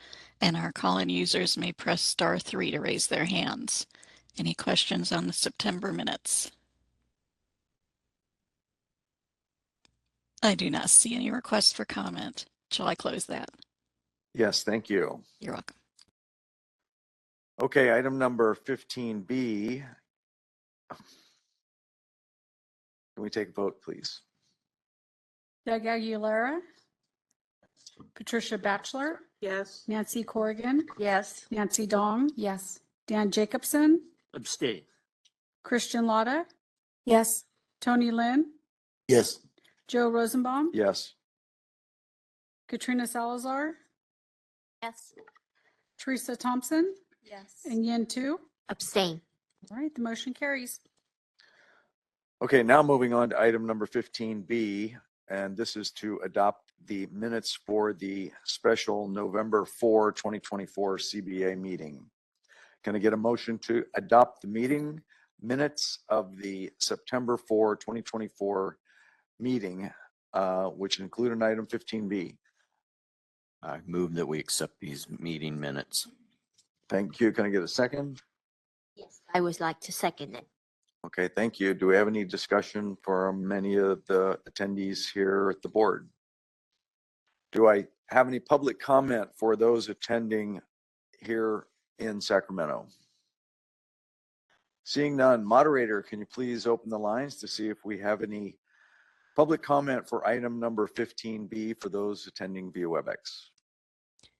Thank you. We've opened up the public comment. If anyone would like to make a comment on the November board meeting minutes, you may click the hand icon to raise your hand, click the question mark icon to type the word comment and send, and our call-in users may press *3 to raise their hand. Any questions on the November minutes?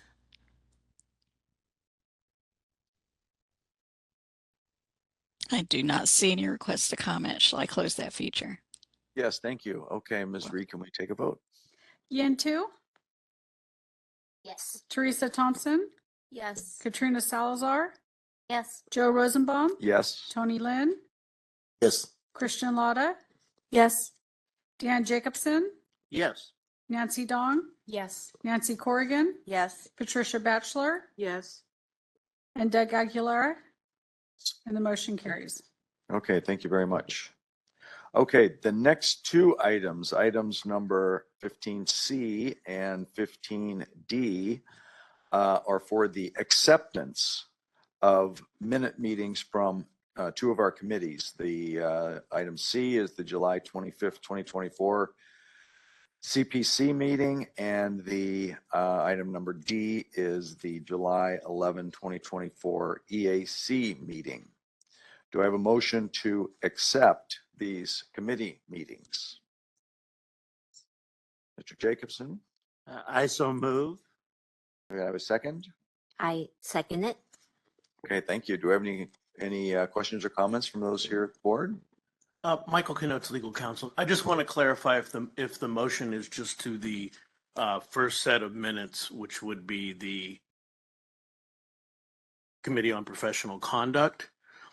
We could technically vote on multiple minutes at the same time, and that would cut us down a little bit in terms of time. But the problem is that usually individual members who weren't present at one or the other will want to vote in the abstention. So we have to do minute sets one at a time, really. These are just to accept.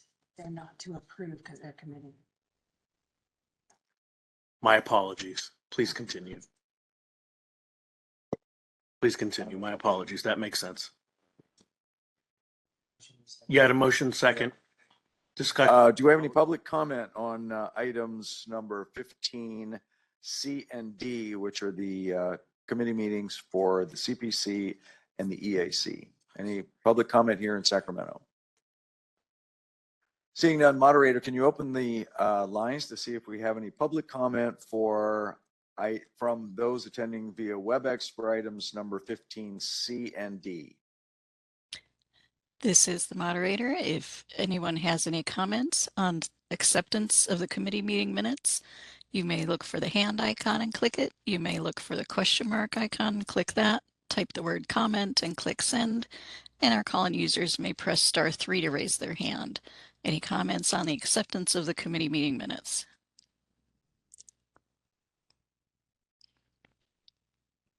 I do not see any requests for comment. Shall I close the feature? Yes, thank you. Ms. Reed, can we take a vote? Doug Aguilera, Yes. Patricia Batchelor, Yes. Nancy Corrigan, Yes. Nancy Dong, Yes. Dan Jacobson, Yes. Christian Lotta, Yes. Tony Lynn, Yes. Joe Rosenbaum, Yes. Katrina Salazar, Yes. Teresa Thompson, Yes. and Yen Tu. Yes. The motion carries.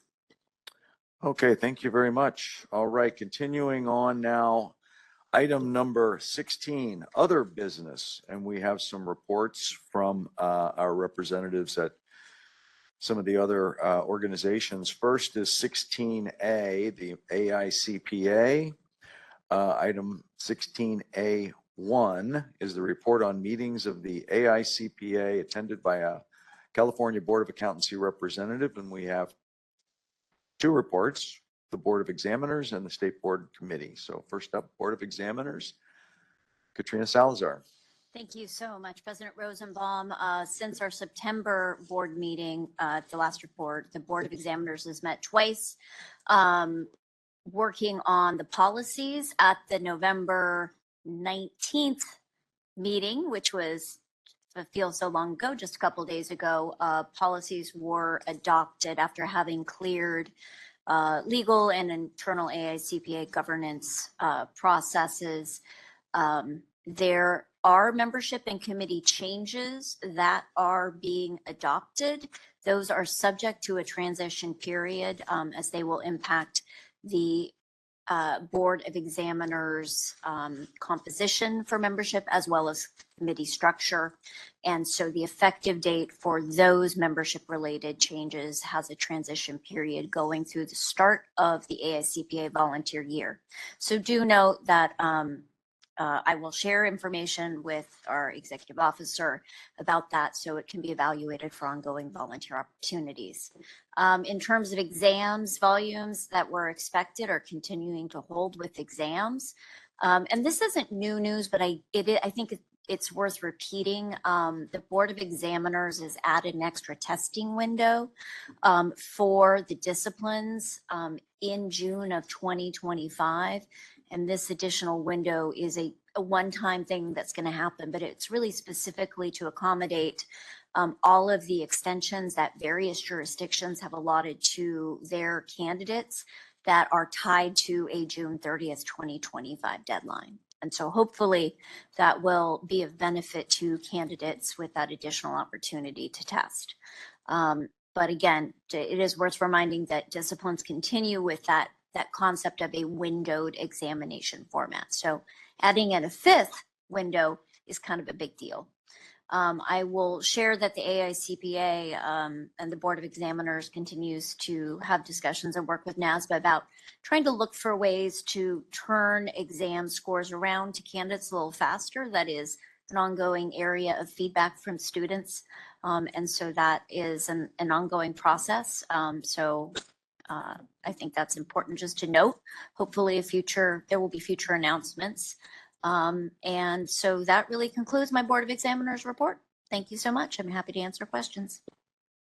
Okay, thank you very much. Well, initially, we'll hold public comment for all of item number 16 until the very end, but we will take board questions and comments as the reports are given. Do we have any question or comment from the report on the AICPA's Board of Examiners report?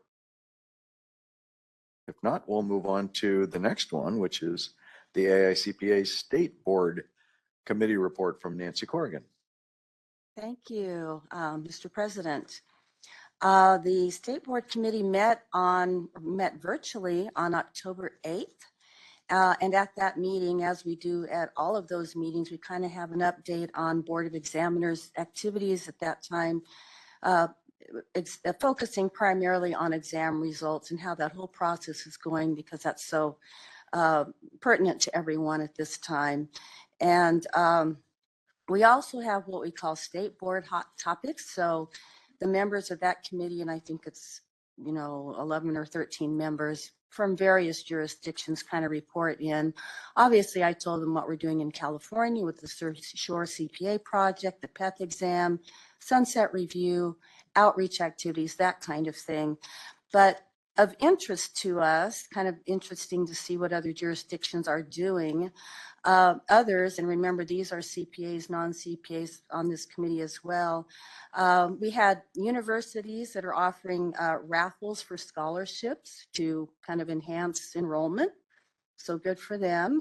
And also some of those being funded by firms to get, candidates in. So I thought that was very interesting. Specifically in Arkansas, the state will reimburse residents for taking parts of the exam. And if you're a non-resident, but you have an in-state employment, they'll reimburse for them as well. So I thought that was interesting. They're also looking at helping high school students who want to go to college and go into accounting. So these are some wonderful programs that will, over time, hopefully help with pipeline issues. As far as the communications and operational update, some interesting thing. It's the cloud driver system to streamline the test results process and testing process to be fully implemented in mid-2026. A new process for pursuing exam cheaters is being worked on, kind of a data gathering, data sharing process that is ongoing. They are plan to send helpful emails to guide candidates about selecting exam disciplines, because there could be questions, gee, which of the three should I take, that kind of thing. And so again, just some very helpful processes that are in place to make things better all the way around. And from there, I will turn that back to you, Mr. President. Thank you very much. Any questions or comments from the board? Seeing none, we'll move on to the next section, item number 16B, reports from the various meetings of NASBA, the National Association of State Boards of Accountancy. First up is the report of the National Association of State Boards of Accountancy Director at Large, Katrina Salazar. Thank you. There are actually two NASBA board meetings to report about. There was the final board meeting of the 23-24 volunteer year. The financial statements were received and reported upon, and so there was, obviously a robust evaluation of financial performance, as CPAs are wont to do. The policy discussions were a little bit more interesting. I would share with you, this wasn't a policy issue, but maybe of note for volunteering for NASBA committees. In this upcoming year, NASBA has changed the name and the charge of the diversity committee to that of the inclusion committee. So the charge is a little bit wider. It's very consistent with the activities of the diversity committee in sort of being more inclusive in their work, but look for that new name when you see the ask to volunteer, which usually come out in spring or so. And so those will be in your board materials. That's kind of fun. Policy discussions did include private equity as well as ESOPs. Those are both alternative practice structures. And you will recall that this board authorized a letter to be sent saying, hey guys, you should be talking about this. So there was also some overlap with private equity in the annual meeting, but that is part of ongoing board discussions. There was conversation about the way the definition of a test is being used internationally. And so there is an attest report that's called SOC 2. And internationally, it's actually being allowed to be completed by non-CPAs. And so that's of interest because there's a group called IASBA, which is the International Ethics Standards Board for Accountants. And they have an initiative language out there allowing non-professionals, to me that means non-licensed, non-CPAs, that they can use the IASBA standards. And so the conversation really was about, in the past, there has been convergence between US and international standards. Now the language is called harmonized, so that's the new lingo. But the conversation is, should there be harmonization? Does this create an opportunity domestically for non-CPAs to start performing attest services? So again, a good example of why, why those conversations are helpful, and having engagement at these levels and getting information back to boards is good. So just an interesting development regarding a test. I would share with you, there was discussion about competency-based experience in the UAA exposure draft. This board has taken action and continues to move forward. Interestingly, the national program for ELE, the Experience, Learn, and Earn, continues to shift out of its pilot and to expand. So you may recall that's really related to the 150-hour criteria and helping candidates meet those requirements. And so that is continuing to be considered in other states. So not everybody necessarily is moving towards where California is, it seems. There was discussion at the board level about automatic mobility. And what I sort of take away from that at the national level is there's continued concern for states creating potential vulnerabilities if they just aren't allowed to act quickly in the event that there is a change in licensing. Again, really this is focused on should another state have an anti-regulatory licensing attack and have a significant shift in licensing requirements for their CPAs. So that was really where the conversation was. There was also conversation about a commitment to work for NASBA to work with council to make sure that, automatic mobility works for your state. So states like ours that may be going a different path to make sure that, that they're working with their council and addressing any questions. So we offered some clarification. You may recall there was an email in September, just as we were starting our meeting, that was a little bit confusing to receive. And so they really clarified, they just wanted folks to make sure they understood that there have been past challenges and to prepare And I believe our board has taken significant and adequate steps to prepare for any challenges we might have. So, that was the conversation, and that intent was sort of clarified at the board level. So, importantly, it was also Nancy Corrigan's last board meeting in her role as Pacific Region Director. And so she was recognized for her 3 years of outstanding service for the Pacific region. So I would remind our board that she has done great work representing California in her role as a region director. So she has been working with all of the states in our region. So Alaska, Washington, Oregon, California, Hawaii, Guam, CNMI, and Arizona.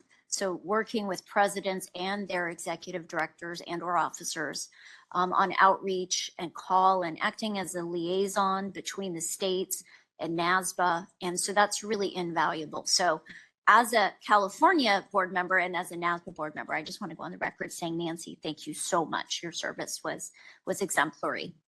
And so she is now transitioning over to the new Pacific region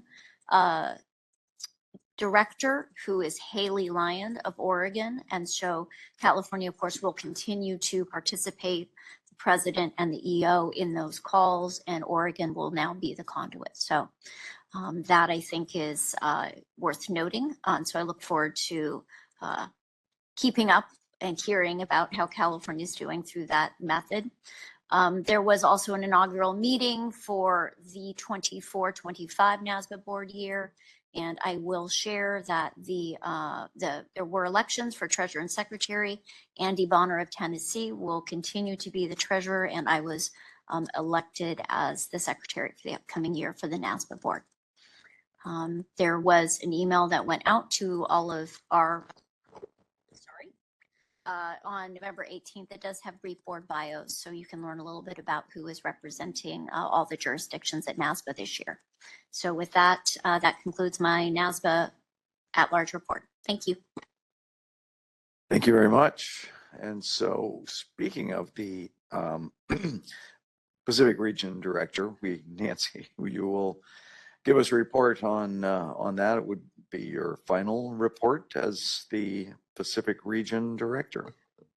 Thank you. And President Rosenbaum, if it's okay with you, I will also tie in agenda item 16.4B, relations with members, boards committee, because it kind of precedes and they're kind of intertwined.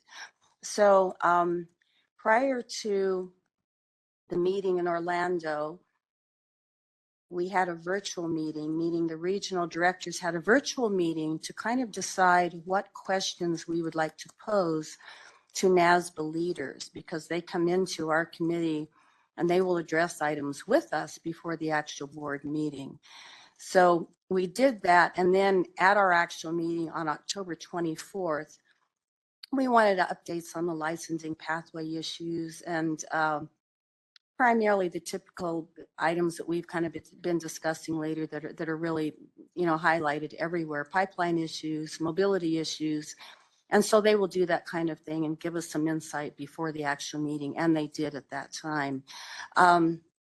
At that meeting on October 24th, the regional directors also discussed the results of the calls. We make calls within the regions twice a year, that being in February and in August. And I presented those to all of you at our last meeting.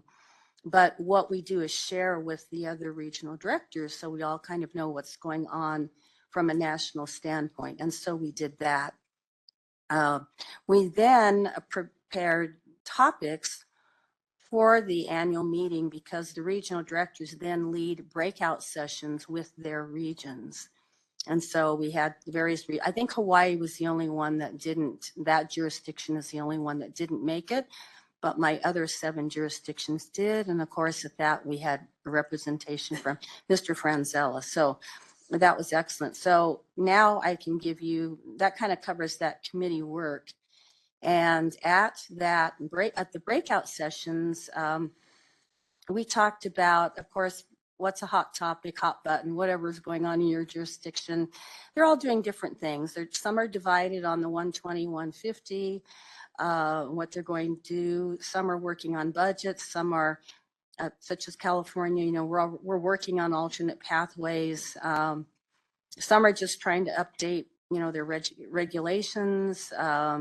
Some are grappling with private equity and practice structure issues. So a little bit of everything is kind of going on. Washington is creating a CPA inactive designation, such as we did a little while ago, not so long ago. Oregon is hoping to get the ability to give scholarships for candidates to take exams, which should really help. And the second question had to do with the exposure drafts and whether the boards would be responding to those. And we had kind of a division of 3 would be, 3 wouldn't be, and 1 is considering. So of the 7 that were present, and Hawaii being absent. So it's kind of a little bit of everything. We talked about, is your board in favor of keeping substantial equivalency or moving to another model for mobility? And again, kind of different responses to that. A lot of them, of course, concerned about maintaining mobility and the ease of transition between boundaries so that practice isn't disrupted. So again, different, concerns about substantial equivalency and mobility, a lot of discussion on that. As far as the competency-based experience pathway that was discussed in the 1 exposure draft, many concerns about it being too complex, complicated. The CPA evaluators, who are they? Who's qualified? How are they going to be? What are the criteria?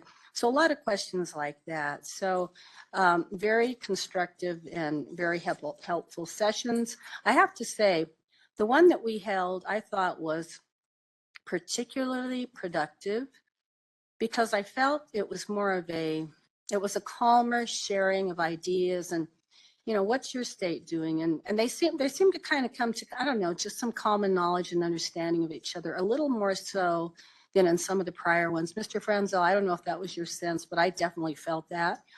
And a lot of them looking to California, what's California doing and how they are applying.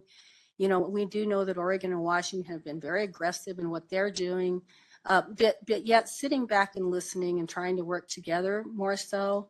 So in the Pacific region, I was really happy with how it went and what the result was. So, and that concludes my report, and I turn it back to you. All right, thank you. Thank you. And so item number 3 is a report for those who attended the National Association of Boards of Accountancy annual meeting in October. And so I don't know how you wanted to divide this up between Ms. Salazar, Ms. Corrigan, and Mr. Franzella. Well, gosh darn, I'll take a stab at it. I will start with saying that there is an agenda that is available in the materials that really gives sort of the highlights. I think it is notable in that this conference is a place where hundreds of regulators around the U.S. are able to gather and share ideas. There are breakouts, there are keynote speeches, there is representation from AICPA, there is representation from various groups, and the topics vary and are topical. So there was discussion about what is happening with private equity. I thought that was really important.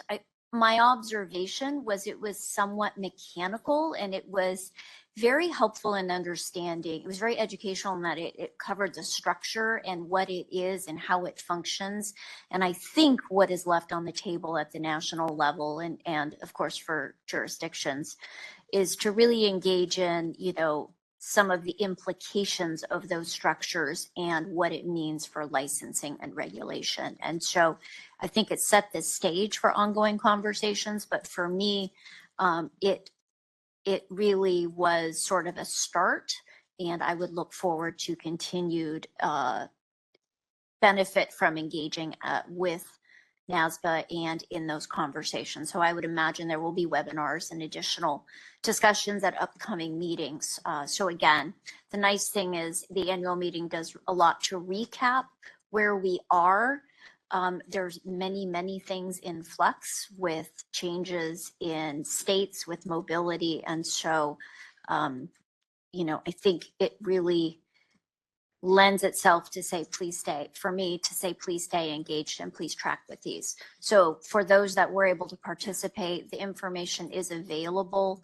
And I don't want to dig too much into it in terms of outcome, because many of the things are outlined in the materials, but I would open the floor to Dominic to comment as well as to Nancy.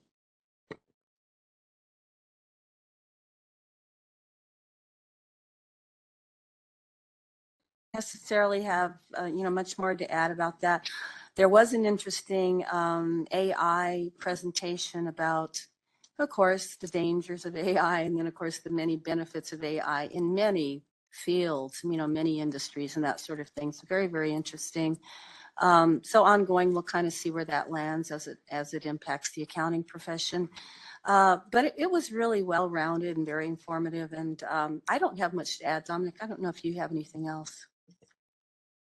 Thank you.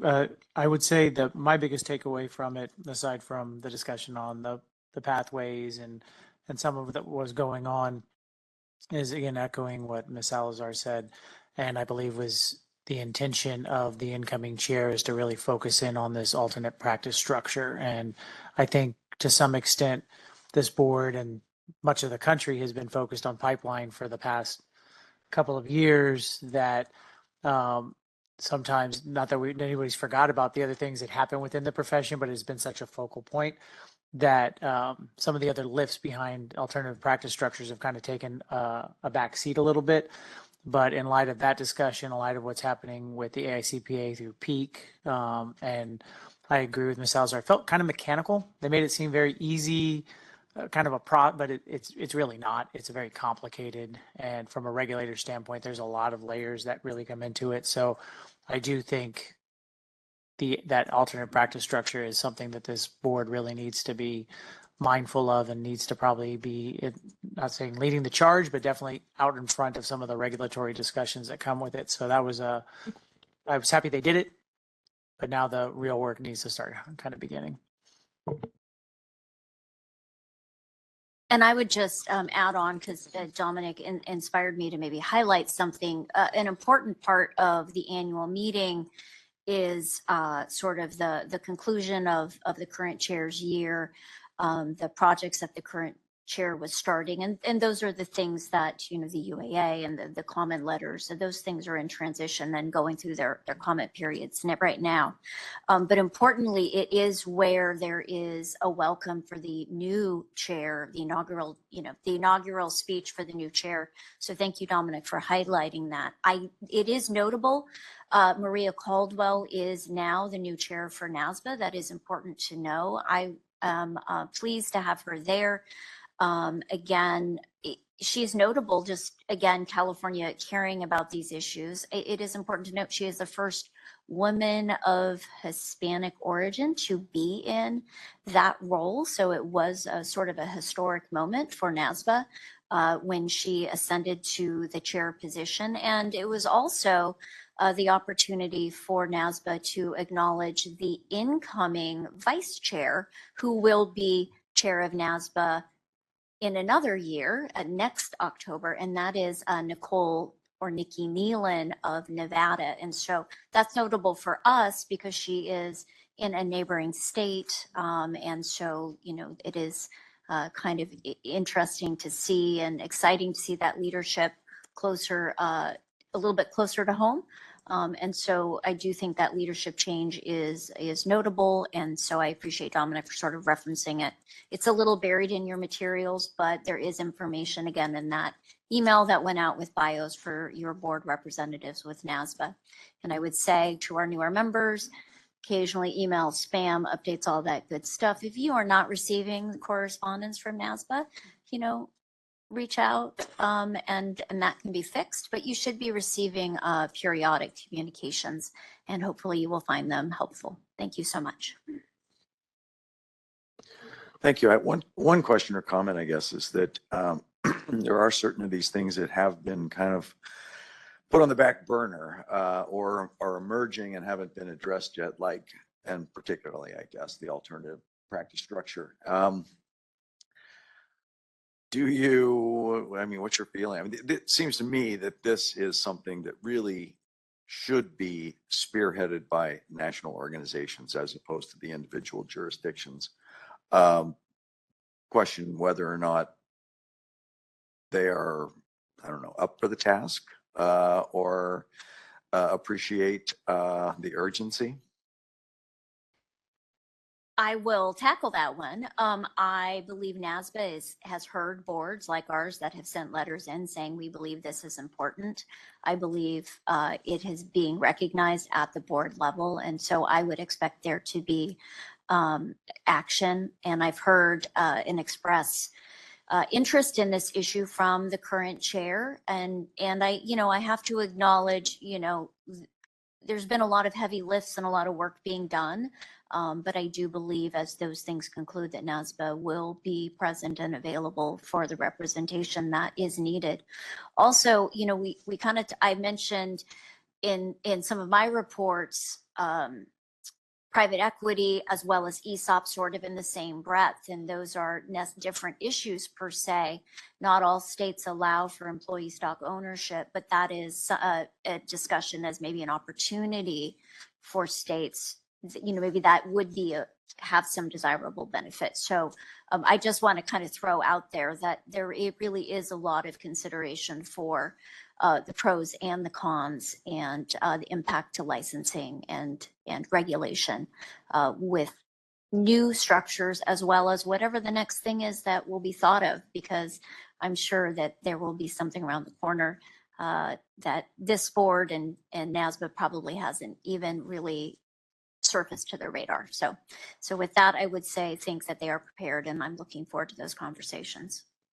And then just one follow-up. I mean, is there a rank ordering of topics or issues that NASBA is working on? Do they have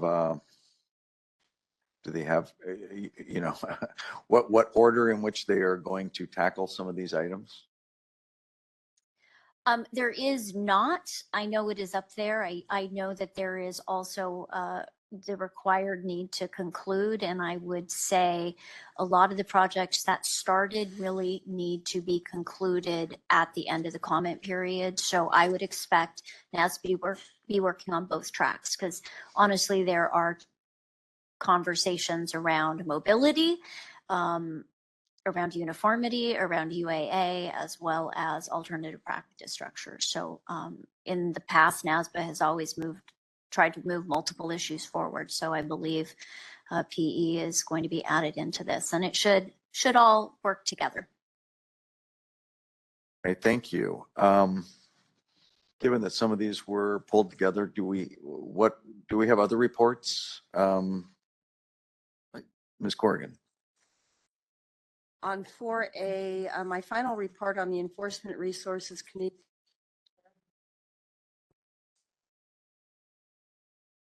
Off. I'm sorry, I hit it. Final report on the Enforcement Resources Committee as chair. I reported to you previously that we met in person in August, but as a result of that meeting on November 4th, that committee released the third quarter report, and that report goes to EOs and EDs, and it consists of disciplinary enforcement matters involving CPAs or CPA firms. And, it's from SEC accounting and auditing reports and litigation releases, IRS bulletins, PCAOB disciplinary reports, and AICPA websites and publications. It is not sent to board members because obviously those matters may come before us. So that prevents that kind of a problem. And then more recently, the webinar series that we planned at our meeting in August was released, one already occurring on November 13th, which approximately 56 people nationwide, I can't be sure from where, attended. That one was on kind of an orientation overview, open records, open meetings, confidentiality, conflict of interest, liability of board members, defamation of character, antitrust, that kind of thing. If you missed that one, then look at the one for December 4th. That is on Supreme Court cases impacting regulatory boards. So that's an important one. And then upcoming after that, December 17th is ethics and continuing professional education and ethics exams for CPA. So that is a kind of a 3 webinar series that came as a product of that committee. So, and that concludes my report. Thank you. Thank you. And nothing from the Legislative Support Committee. Okay, at this point, do we have any questions, any further questions from the board regarding all of the presentations on attendance at the National Association meetings?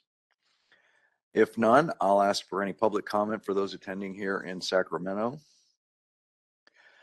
Seeing none here, moderator, can you please open the lines to see if we have any public comment on any of the items in item number 16 from those attending via WebEx? Certainly. This is the moderator. If anyone would like to make a comment on any of the conference reports, you may look for the hand icon and click that to raise your hand. You may look for the question mark icon, click that, type the word comment into the text box and click send. And our audio only participants can press *3 to raise their hands. Are there any comments on any of the conference news?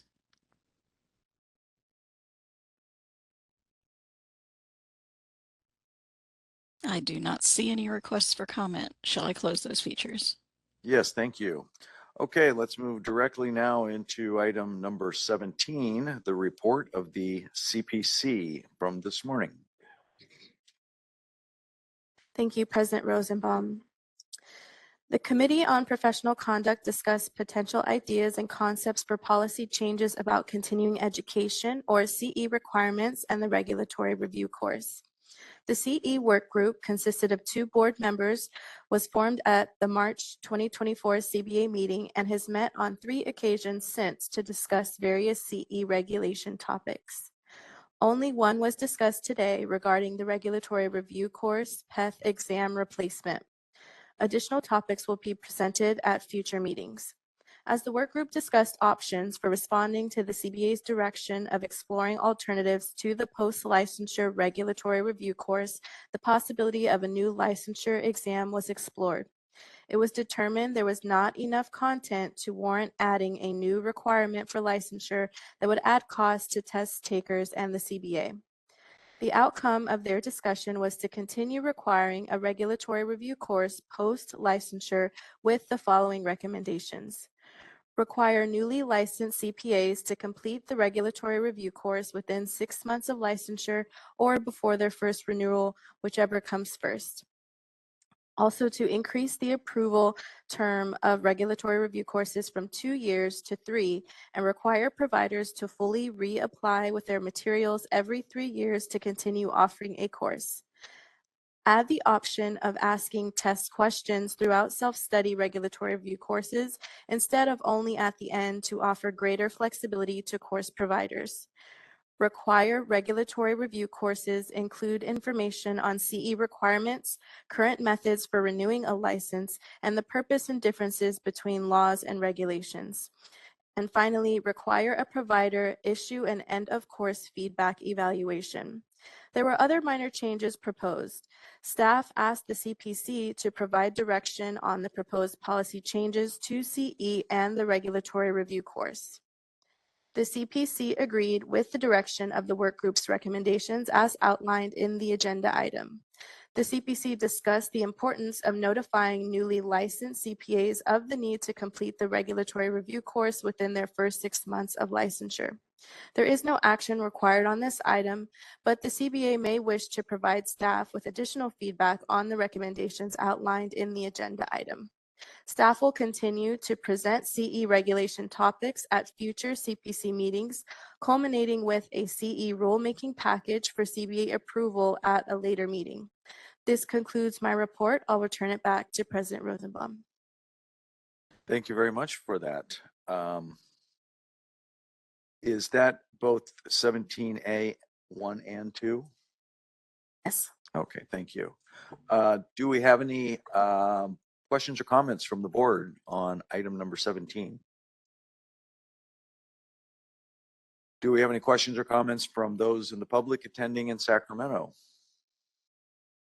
Seeing none, moderator, can you open the lines to see if we have any public comment from those attending via WebEx?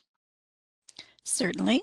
If anyone would like to make a comment on the CPC report, you may look for the hand icon, click that to raise your hand. You can look for the question mark icon, click that, type the word comment into the text box and click send, and our call-in users may press *3 to raise their hand. Are there any comments on the report?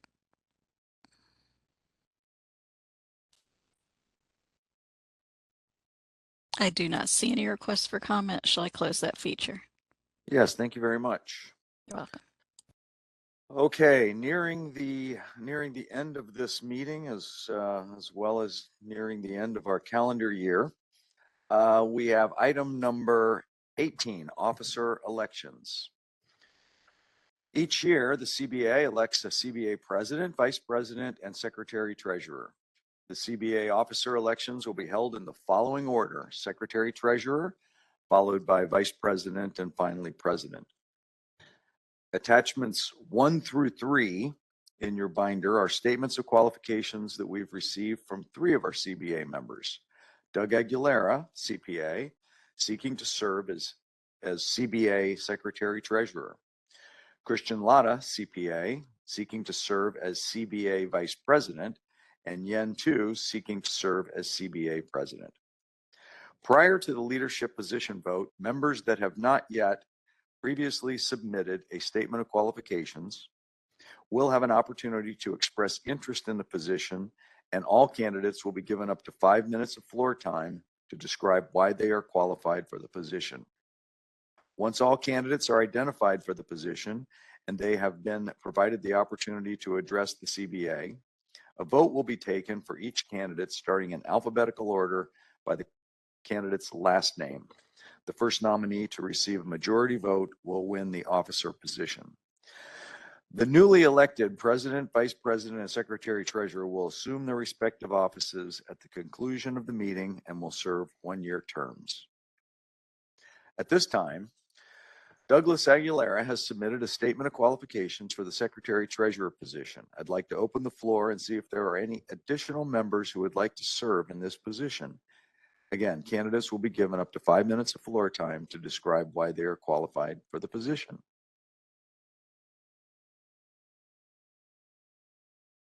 I see no additional candidates. So can I have a motion and a second to elect Doug Aguilera as secretary treasurer? There's a lot. Ms. Tu. I would like to make a motion to elect Doug Aguilar as secretary treasurer. Can I have a second? Mr. Jacobson. I second that.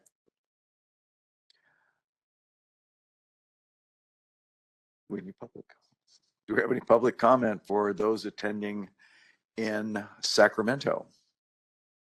Seeing none, do we have any, moderator, can you open the lines to see if we have any public comment for those attending via WebEx?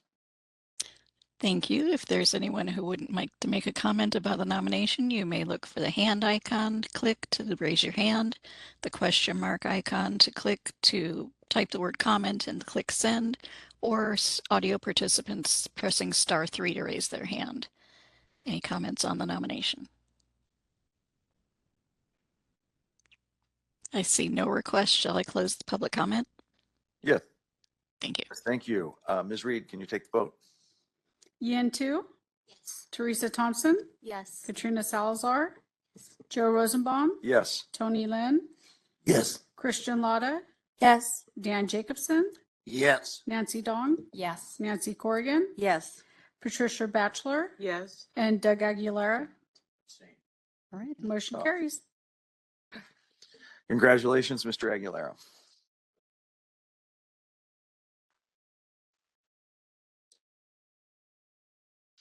At this time, Christian Latta has submitted a statement of qualifications for the vice president position. I'd like to open the floor and see if any additional members would like to serve in this position. Again, candidates will be given up to 5 minutes of floor time to describe why they are qualified for the position. I see no volunteers other than Ms. Latta. So let me ask if there are any public comment. Sorry.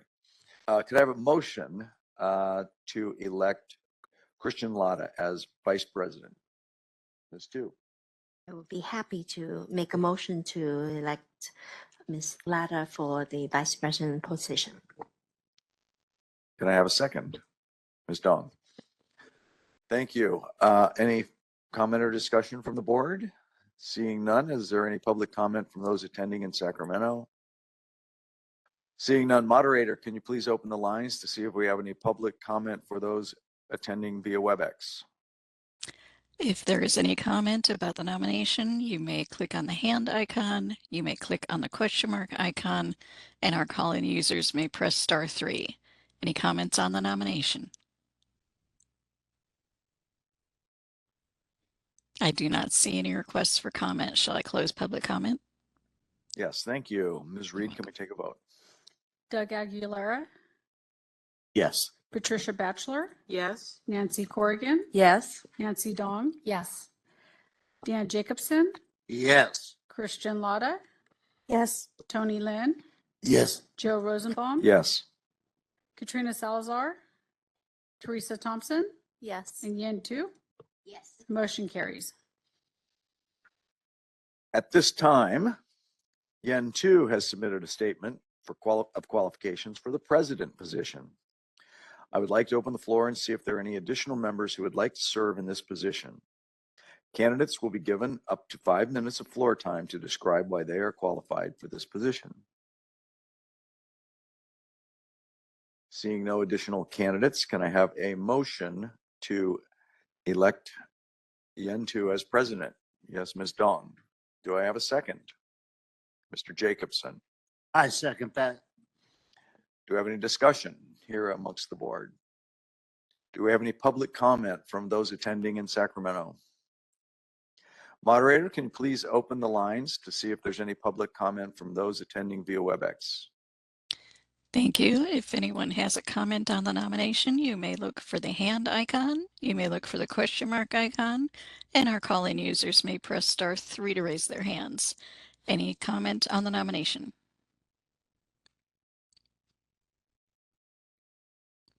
I see no requests for comment. Shall I close that feature? Yes, thank you. Okay, Ms. Reed, can you take the vote? Teresa Thompson, Yes. Katrina Salazar, Joe Rosenbaum, Yes. Tony Lynn, Yes. Christian Latta, Yes. Dan Jacobson, Yes. Nancy Dong, Yes. Nancy Corrigan, Yes. Patricia Batchelor, Yes. Doug Aguilera, and Yen Tu. The motion carries. Thank you, and congratulations to our new president, Yen Tu, our new vice president, Christian Latta, and our new secretary treasurer, Doug Aguilera. Thank you. And thank you, Joe. Thank you. Okay, so the last item on our agenda today is closing business, specifically any items that we would want to add for future Board of Accountancy meetings. So first here, are there any additional agenda items that anyone from the board would like to see on a future meeting? Seeing none, we'll open it up for Mr. Jacobson. There was something mentioned earlier, and that's perhaps it's time for another in-house training on substantial relationship to the board, to the practice of accountancy, since after Katrina leaves today, there's going to only be 2 of us left who who attended that, and I may not be so long for the board either, as my term ends on January, and I'm not sure how much of the grace period I'll take, and I'm not sure what the speaker is going to do. And although Katrina got a dinner, I assume that everyone's going to want to have a parade for me to make sure I get it to the city limits. Get out of here. Okay, thank you. If no other items from the board, I'll open it up to public comment. Anyone in Sacramento? Mr. Fox. Jason Fox with CalCPI. I just want to acknowledge Mr. Rosenbaum for a great year of in leadership. It is. Thank you. Leadership role is a very, it can be challenging, time consuming, an often thankless job, but I think you've done a great job steering some very important conversations and looking forward to working and continuing that work with Ms. Tu. So thank you and congratulations. Yeah. Thank you for that. Moderator, can you please open the lines to see if we have any public comment for those attending via WebEx? Certainly. If anyone would like to suggest a future agenda item, you may look for the hand icon and click that to raise your hand. You may look for the question mark icon, click that, type the word comment and click send. And our call-in users can press *3 to raise their hand. Any suggestions for future items? I do not see any requests for comment. Shall I close that feature? Yes, thank you. You're welcome. And with that, that concludes this meeting of the CBA.